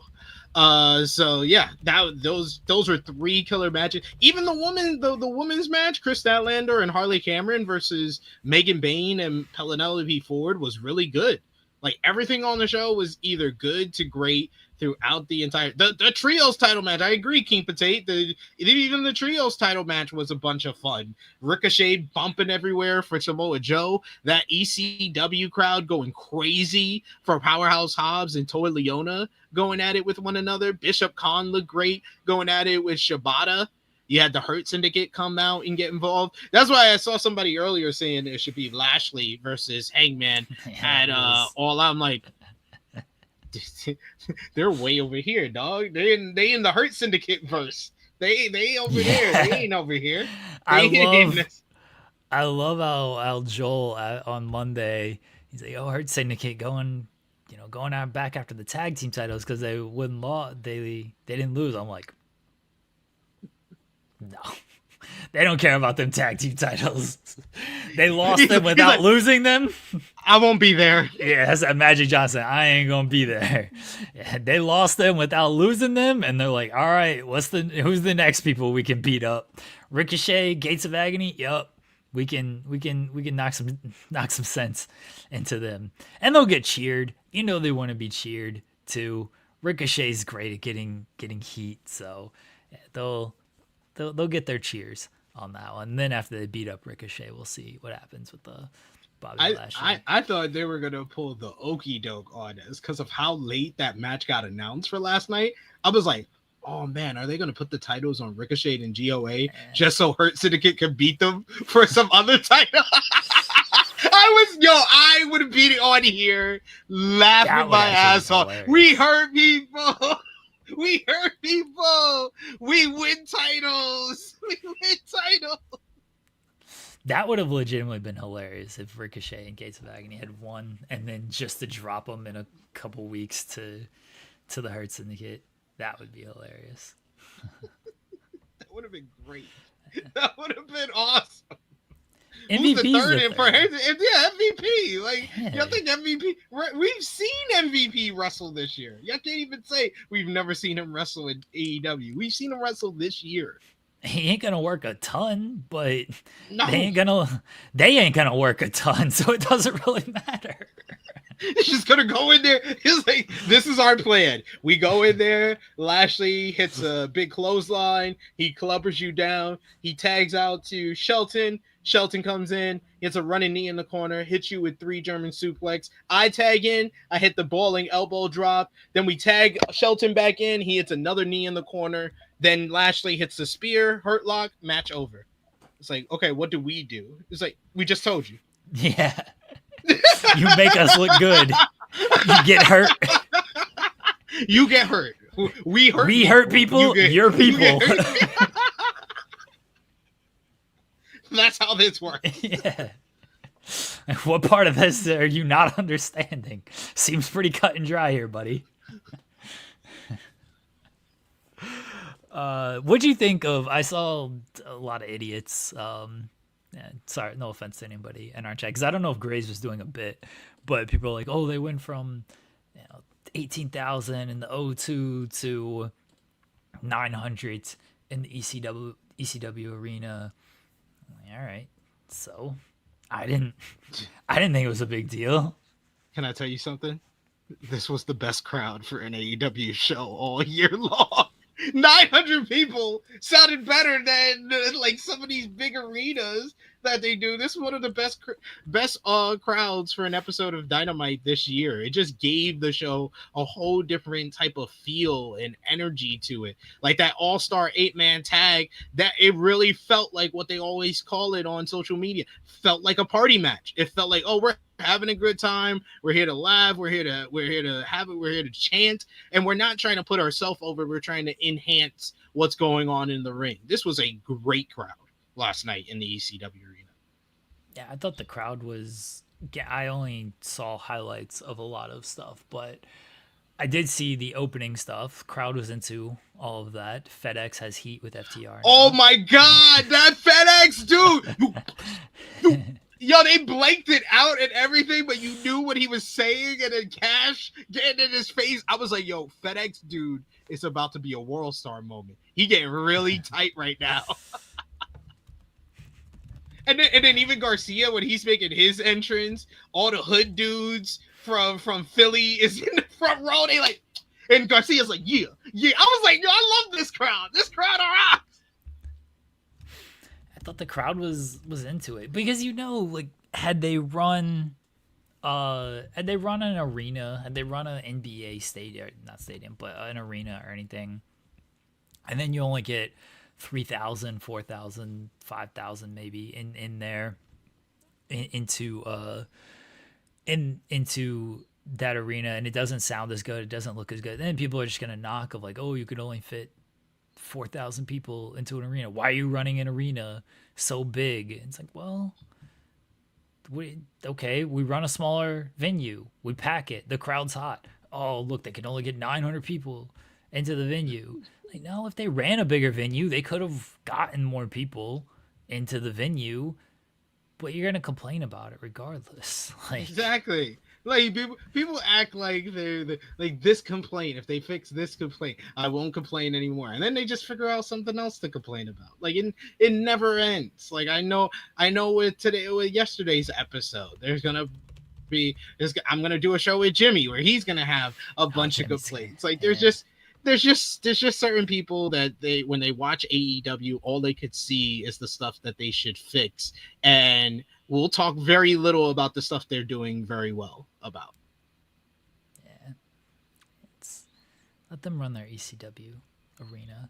An update on the Pickett stuff, because Joel and I talked a little bit about it yesterday, and we learned more information. And basically, these Yahtzee people they're mad that AEW is running a non-union venue, and that's their biggest complaint. It has less to do with underpaying wages and more to do with they are doing a residency at a non-union venue, and these are union workers who would like them to work at a union venue. As we also kind of discovered, AEW has their own union workers that they just use from the Jacksonville union. So even if they did use, or even if this was a union venue, it wouldn't have been Philadelphia union people. But I understand it's like, oh, we want a union work, but AEW is still using their workers. I would assume, and maybe this is where I got to get more clarity on it, but just because this is a non-union venue doesn't mean AEW, I think, again, I could be wrong, I don't think AEW is like, oh, well, now our guys that we typically use, because they're union, they can't work here. Mm-hmm. I don't think it works like that. I think they're just allowed to still work at the venue because AEW is the people employing them, and they're just union workers. It could be wrong, but it seems like a bunch of do about nothing, except for, of course, the people who want to make it a big deal and want to be like, Tony underpays the staff and the picket line and everything. It's like, y'all haven't actually looked at the facts with things, and y'all just want to react to a statement put out that was, I don't want to say it was a bullshit statement, but that was a little bit more egregious than what the actual issue was here. Yeah, and it has more to do with the arena, with the ECW arena, 2300 arena, more than it has to do with AEW, because I did see a lot of people trying to make this an AEW issue when it has more to do with 2300 arena. Now, I'm going to have to put my theory hat on. But I don't know if anybody else remembers, but wasn't WWE supposed to run 2300 arena before? They ran, Joel and I talked about this last week, they ran 23, or not last week, literally yesterday. They ran 2300 in November of last year. Yeah. And then they wanted to run it again before AEW's residency. Yes. So am I just thinking way out the box or thinking the worst in WWE to think that it might be a possibility that someone within WWE made the call to be Oh, like, we threw that out there yesterday. I said, I'm just saying, like, the timing of this for yeah, Wyatt's doing it now for the residency instead of last week, the week before. Like, I'm just saying, the yeah, timing of it is very convenient. I mentioned that yesterday. I was like, we got to speak to this union leader and see if a Mr. Legentil is the one he took a call from out here. But I think that I we can go conspiracy theory. It's very funny if we go conspiracy theory. I think a bigger part was when WWE ran the show. It's one show. Obviously, companies run the ECW arena all the time. It's nothing new that companies run the ECW arena. I think the residency plays a part because it is, you're selling that venue out every single night for 3 weeks. So that is the union's argument is, well, now it is non-union workers are getting work instead of union workers getting work For 7 different shows too. yeah. And so they're probably not happy about that instead of just one show where, okay, the arena is going to run regardless. Like they're going to book shows regardless, but because it's one company booking 7 shows there, then and it really doesn't matter. Lab Last Pointing, guessing they weren't mad at WWE because the union got a Raw show. Yeah, that could be another thing. I don't think this was a WWE made a call and was like, hey, you hear about this AEW running 7 shows at 2,300? You know that's a non-union venue. Feels like maybe you should bring that rat to go picket in front of the offices. I think it'd be very funny if the final show they just cut down storm. They storm the 2,300 arena, like cut down. I'm here for it. That sounds like fun. Sounds like fun to me. Zeno Hour is saying, as someone from Philly, I seriously doubt WWE had anything to do with it. The city has been facing labor union disputes everywhere since the trash strike. I don't think that they have anything to do with it. It's a fun theory, but yeah. Joel says the Bucks should join the pickup. Are you joining this show, Joel? I thought you were coming on at 11, so I can go to bed. It's 20 minutes left. He's just been chatting might as well just finish the show at this point. He's just been chatting about it in the live chat, not even thinking about time. He said, am I? Maybe I wasn't. No, don't give you a second. Joe, go find Sean and bring Sean on. Yeah, Sean also needs to join on here. I'm just gonna comment. Sean did never show up. Sean, in his defense, I don't really want a defense of Sean, but in Sean's defense, he did mention that he probably was not going to show up today. He said he was going to try, which I do believe he would try to. He tried to try, but he didn't make a guarantee that he would show up on this show. So I'll give Sean a C word. He's still a C word to me. Fair, still a coward. I'll call him a coward. I don't care. He's not firing me. You know, I'm good. Whoa, he's gonna fire me. He's probably not firing you either, but I'm just saying, like, if anybody's got some job security, that escalated quickly. It's been real, guys. I've had a great time on this show.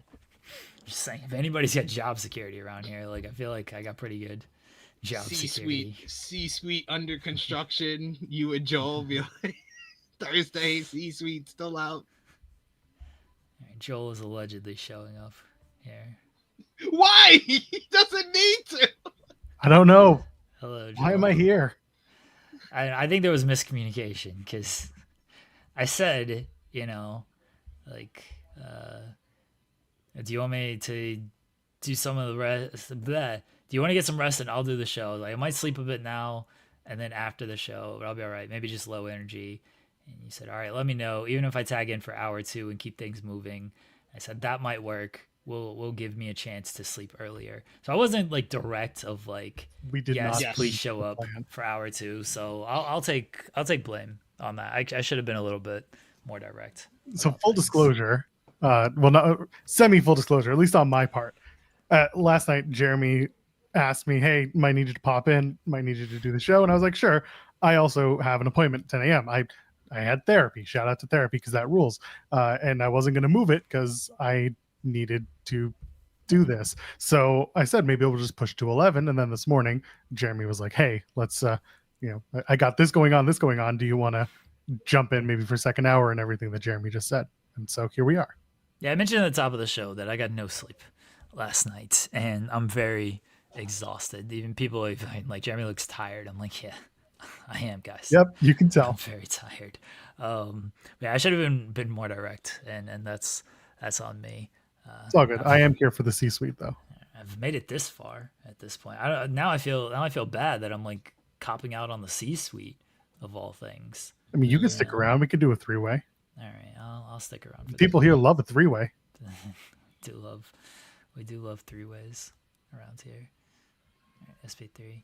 Come on, Yeah. I see you. I see that look on your face. You're like, Mine? should I explain to them that I am into it, or should I just leave it alone? Well, real fast. No. Speaking of 3-ways and meat, because there's a lot of meat in this A lot of meat. 3-way here. Meat Normus says, I begrudgingly thank Philly for acknowledging meat. May y'all Yen's teams lose every game, and you step on a Lego barefoot once a day. Yeah. We appreciate you, Meat Normus. Do you think that? Did you think that I just got you, Meat Normus? Do you think that like Powerhouse Hobbs like still appreciates the meat chance? I was thinking about it of like, that's the most over Miro was, and now he's gone back to WWE, and like He's not no over one, at all. yeah, no one cares. Like, do you think he's like, man, I kind of just miss these meat chants of all things? He's like he's watching other guys on the roster. He's like, I remember when they used to react to me too. Fantastic comment by Matthew. As Joel shows up on Thursday and still avoids AEW. That's why Joel was really like, Joel, hold on. some way. First of all, so I dropped in after my therapy session. I was like, they're talking about the challenge right now, so I'm just gonna. Yeah, that's what really happened. Is Joel watched the first hour? He's like, wait, they haven't talked about AEW at all. Shit, now I can't drop in until at least AEW talk is over. Otherwise, I got to talk about AEW. It was even worse than that. I was like, I have to wait until they start talking about AEW because I don't watch the challenge, so I'll look even more inept if I don't. All right, let's go to the C-suite SP3. What time is it? Okay. It is time for the C-suite. The C-suite. It's time for the C-suite. The C-suite. It's time for the C-suite. The C-suite. It's time for the C-suite, where we watch C-level WWE shows in the C-suite.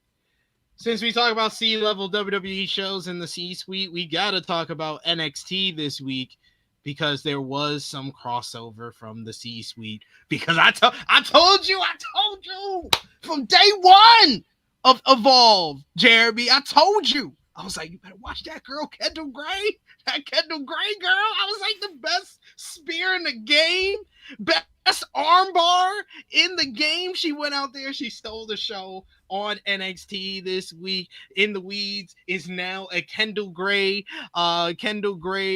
support system. We're gonna root for Kendall Gray to become the next NXT Women's North American Champion, next Speed Women's Champion, and NXT Women's Champion. She had a strong showing, teaming up with Ren Sinclair against the Cullings, Tatum Paxley, and Izzy Dame, and of course Ren Sinclair lost the matchup for us.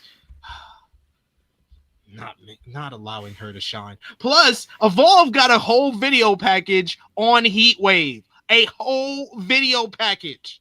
I know none of us watched the video packages, but I did see there was one for Evolve. I think that is all from NXT. Am I forgetting anything? Someone remind me in the chat. Am I forgetting anybody else from the C-suite? Tyra May Steele was back on the show She's once NXT again. now. She's just NXT now. I don't know. She don't won know. LFG. She won that agree. got her NXT contract. But she's been on graduated. Evolve. She's been on Evolve. You know who else is on Evolve? Ice Williams, and he's no longer with the company. Yo, I thought that was crazy. Yo, they had Ice Williams on Evolve this week. He had a whole vignette and promo talking about how he's going to be doing big things moving forward. And we got Brooks Jensen picking up a win against former WWE ID signing Jordan Oasis. We had two people that don't even work here no more. Could they not cut the Ice Williams thing? Like, we saw this in the past. Oh, Gallus was on Evolve, and they had been released. Fine, you don't want to remove the match from television. Like, okay, I guess I get that. It's a vignette. You can't. The guy's like, yeah, get ready, Ice Williams, I'm coming. Making a bunch of ice puns and everything. It's like, wait, you can't remove this? We're never going to see you on this show. And if we do, we know it's not leading anything because you got released from WWE. It's so stupid. Well, this is the thing, though. He told you he's going to do big things. He just didn't specify where he was going to do big things because now he has the opportunity to do big things outside of WWE Evolve. It is silly, but also they don't care enough, and they know that the people who are watching are basically on the screen right now underneath between the two logos. Just pretty me. much. You. Yeah, just me. I'm the only one watching. So. Yeah. I do wonder if he actually got released though, because I said WWE ID just retweeted him. He retweeted the vignette too. Like, that was a report. Like, Aaron Roberts actually confirmed he got released from his WWE ID contract. Ice Williams never confirmed that. So I'd never heard the Ice Williams report. I'd heard Oasis and I had heard the other guy, Aaron Roberts. Yeah, Ice Williams was part of the report, so we'll see. But anyway, Ice Williams maybe working at WWE. He gave Sean Legacy may or may not be working at WWE. So it's a big work. It's just like carrying cross. They all work. They're all working us. But yeah, he was on the show. Said he gave Sean Legacy 6 months to prove himself, and he wasn't able to prove it. So now he's here to show him some icy something. Yeah, he did a whole bunch of ice puns. Half of them I didn't even understand or want to understand. But Kendall Gray, she was on Evolve this week too, and she picked up the victory over Wendy Chu. Yes, the unstoppable Wendy Chu. Had her in the dirt nap, and she was able to reverse it into the Bret Hart Roddy Piper pin and got the win. Kendall Gray on a roll this week. Give it up for Kendall Gray. Then you also had Mason Holiday. She wants to challenge Kylie Ray, wants to prove herself here in Evolve, so she's making a challenge to Kylie Ray. And then you also had the main event. So this was a lot of women's focus on the show. I brought up Brooks Jensen. He picked up the win over Jordan Oasis. We saw the Vanity Project. Put your V's up in the chat. Dum dum dum dum dum. Doom, doom, doom, doom, doom. Vanity Project had a backstage segment where Stevie Turner, and apparently Ricky Smokes is trying to he's trying to rizz up Stevie Turner. He's trying to get a raise or something. He's trying to rizz up his boss. But she informed him that she's going to make a decision in regards to his next challenger for the Evolve Men's Championship. And speaking of championships, he had in the main event, Callie Armstrong. She picked up the win over first there was Carmen Petrovic. You also had Chantel Moreau. But you also had Booty Giuliani,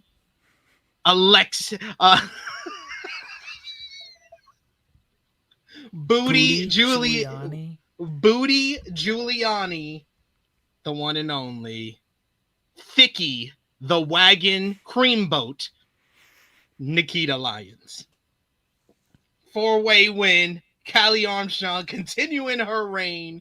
The real deal, the difference maker, Callie Armstrong getting the win over Carmen Petrovic, over Chantel Moreau, but more importantly, over Thicky, the Wagon Creamboat. Has she figured out whether the Earth is flat or not. I don't know. She's just trying to make things great again. And then over on over on LFG this week, I don't even know what the point of this week's exercise was. I think it was getting something new out of the people. I don't know how.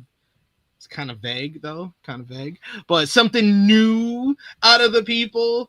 We saw sexy BJ Ray, who went to Bubba Ray Dudley and told him that he wants to be a heel. He's sick of being a babyface because this season they've been putting him as a babyface a lot. He says he wants to be a heel. He thinks that he can get points if he was a heel. So they made him a heel. He went against Trill London. He did not get any points. Trill London got the points. But Bubba Ray Dudley just says that Trill London is a Hardy spammer. He even calls him Trill Hardy. So he basically gave him a backhanded compliment to go along with the compliment.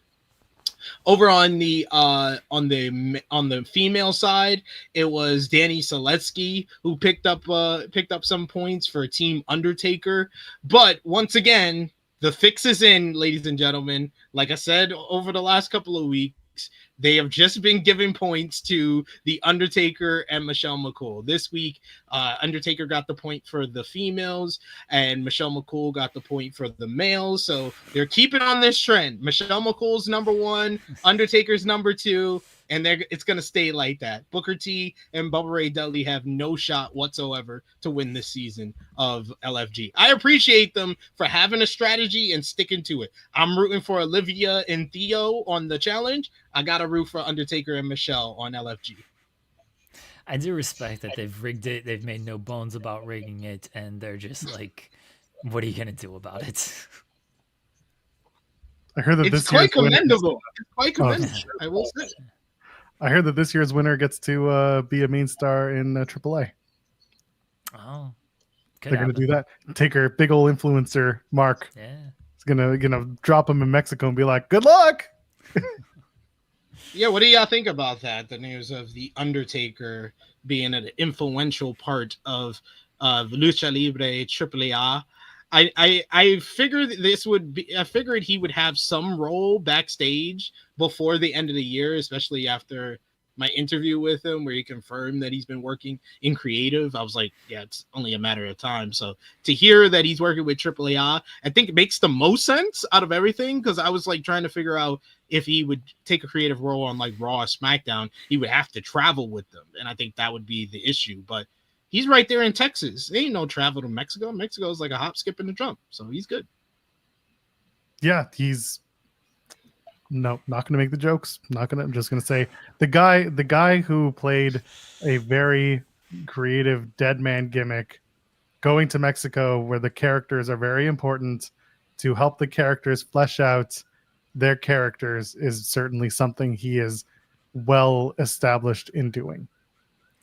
Kind of rule when he's like, we're doing these dives for. Just grab a headlock, brother. Why are you doing this flip to the outside? Why you flippy shit, guys? Yeah, Mr. Iguana, why are you doing the rope bounces? Just walk across. That's all I did. He's like, your gimmick's over. You don't need to do all that. Yeah. Can we go to Microman and tell him, hey, can you like stretch out a little bit? Nah, he'll love Microman. He'll get Omos on. He'll definitely get Omos there. That's the biggest thing. That's the biggest win we could get from the Undertaker is he loves Omos. So we get Omos on that show all the time. Omos going to breaking be news. Mega champion. Breaking news. The real biggest news of the day forever. ABC/ESPN has demoted Doris Burke from its NBA Finals team. Good riddance, Doris Burke. This is sexism and ageism. She's bad at her jobism. Yeah, nothing to do with age or sex. She's not good. She's pretty bad.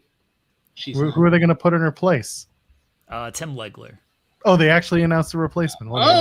Legs. They got my boy Legs out here, who's a great analyst. Probably one of the best analysts out there. By the way, Shannon Sharp, Gilbert Arenas, one of those dumbass Morris twins, Doris Burke, all Thunder haters. Thunder in 5.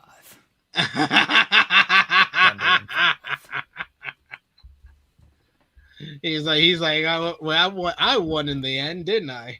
Another victory for the Oklahoma City Thunder. Another win for the good guys. Anything else we need to hit on here? Thanks for joining for just the C-suite, Joel. TNA Impact tonight. Fuck off. Oh, God. Why would we do that? I did want to talk about somebody from TNA Impact. Leon Slater, who had a hell of a weekend. He was on the Rev Pro 13th anniversary show and picked up his biggest win yet. Yes, even bigger than winning some X Division title. He beat Michael O'Cool in the 13th anniversary show in a fantastic match. That was one of the best matches of the weekend, and it was basically a match to basically determine who's the number one guy in the UK independent scene, or UK Brit Rest as they call it, and Leon Slater picked up the win pretty much clean as well. So it seemed like they're kind of doing something new with Michael O'Cool's character. They didn't give him like a send-off. They did give a send-off to Josiah, who looks like he's on his way to WWE. He had a terrific matchup with Zack Sabre Jr., just a technical wrestling clinic. Those two guys went out there, like, I think they had like nearly a 30-minute matchup.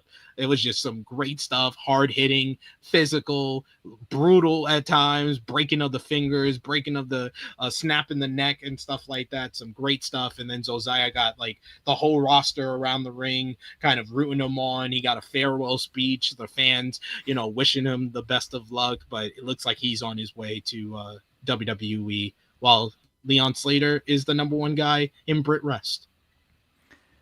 Somebody mentioned Jim Ross re-signed with AEW. Yes, Jim Ross did re-sign with AEW. He says, I saw somewhere online, somebody sent me something where I was negotiating with WWE to go back. I hadn't heard that one. I haven't talked to them. No plans to go back. I'm not saying that out of animosity or anger. It's just not the right time for me to get more involved in the business. If they come to me with an idea that we haven't discussed, I might reconsider, but I like where I am. I like the schedule that I have, the freedoms that I have. I like working with these young talents. I've developed a good relationship with a lot of the kids in AEW. I'm happy where I am. I really am. Not a lot of stress and pressure. I signed a new contract for a year. Got that done before I left for Forbidden Door over in England. 1 year, next August, I think it is.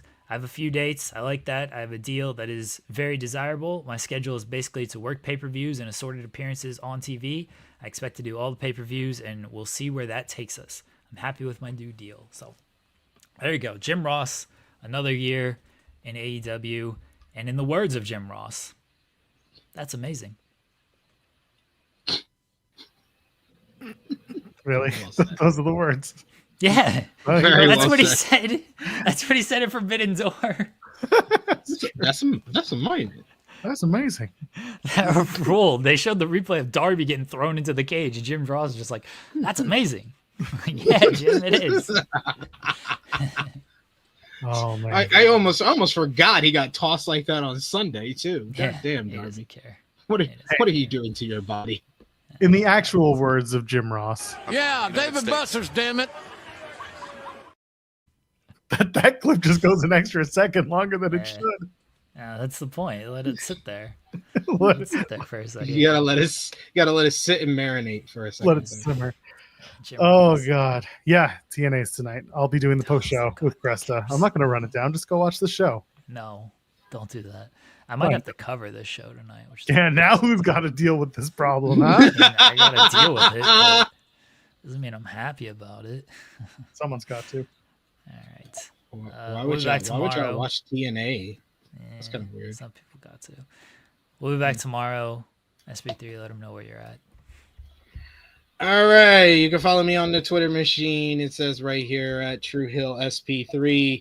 I will be live in about 1 hour with Jimmy Macaram over on the True Hill Heat Wrestling YouTube channel to fully break down and talk all about AEW Dynamite last night. I think it was one of the better episodes of AEW this year, which most likely means Jimmy hated the episode and thought it was absolute trash because he's always on the opposite end of the spectrum. So join us for that. We'll be talking about we'll be talking about AEW Dynamite. We'll be talking some about Forbidden Door as well. Any additional thoughts that Jimmy had on that? So join us for that. I'll also be live tomorrow on the True Hill Heat Wrestling YouTube channel with our WWE Clash in Paris preview with Maggie, breaking down the card for that show, and then the flagship podcast on Saturday. I believe it's starting at 11:05 a.m. Eastern Time or 10:05 a.m. Eastern Time. I don't know. I'll figure it out. But check us out. Go over and subscribe over there. We're closing in on 25,000 subscribers. So thank you for all the support. Wild. 25. 25. The big 25. Jeremy, anything to plug? Oh, I was going to ask you if you have anything to plug. No, y'all know where I'm going to be. I'm back tomorrow with Jeremy, allegedly 10 a.m. Eastern. 6:30. Oh. Go ahead. No, I just said talking about God knows what. It's not like unless big TNA. news drops between now and then, and I don't want to talk about TNA. So what we're gonna do is talk about Ash by Elegance. Cutting a promo that she had to that she probably cut on Sunday after she won the title that they're gonna air today, and then they might announce the Victory Road match, which I don't know what that's gonna be. TNA was taped. It is not live. The next live show is next Thursday in Minnesota. Yeah, Minnesota. At the Armory. Yeah, because they're doing 2 nights taping. One live show and then a night of taping. Get us to the next big show. I'll be back at 6:30 with Steven Jensen. We're going to be joined by MLJ and Mose, our pal Mose, who's on commentary for GCW, and Emil, who always does commentary for GCW. So we're going to be talking about GCW Homecoming. We're going to talk about Forbidden Door, Clash in Paris, ROH, because that's allegedly a show that's happening. So It is a show. we'll have plenty to talk about. 6:30 tonight, everybody. Until I'm going to sleep. Nobody bother me. Put all the titles on the Big Boom family. Put all the Ring of Honor titles on the Big Boom family. Joel, hit the end stream. Ring of Honor World Champion, the Rizzler. Will you stop? We'll see you in the next one. Cheers.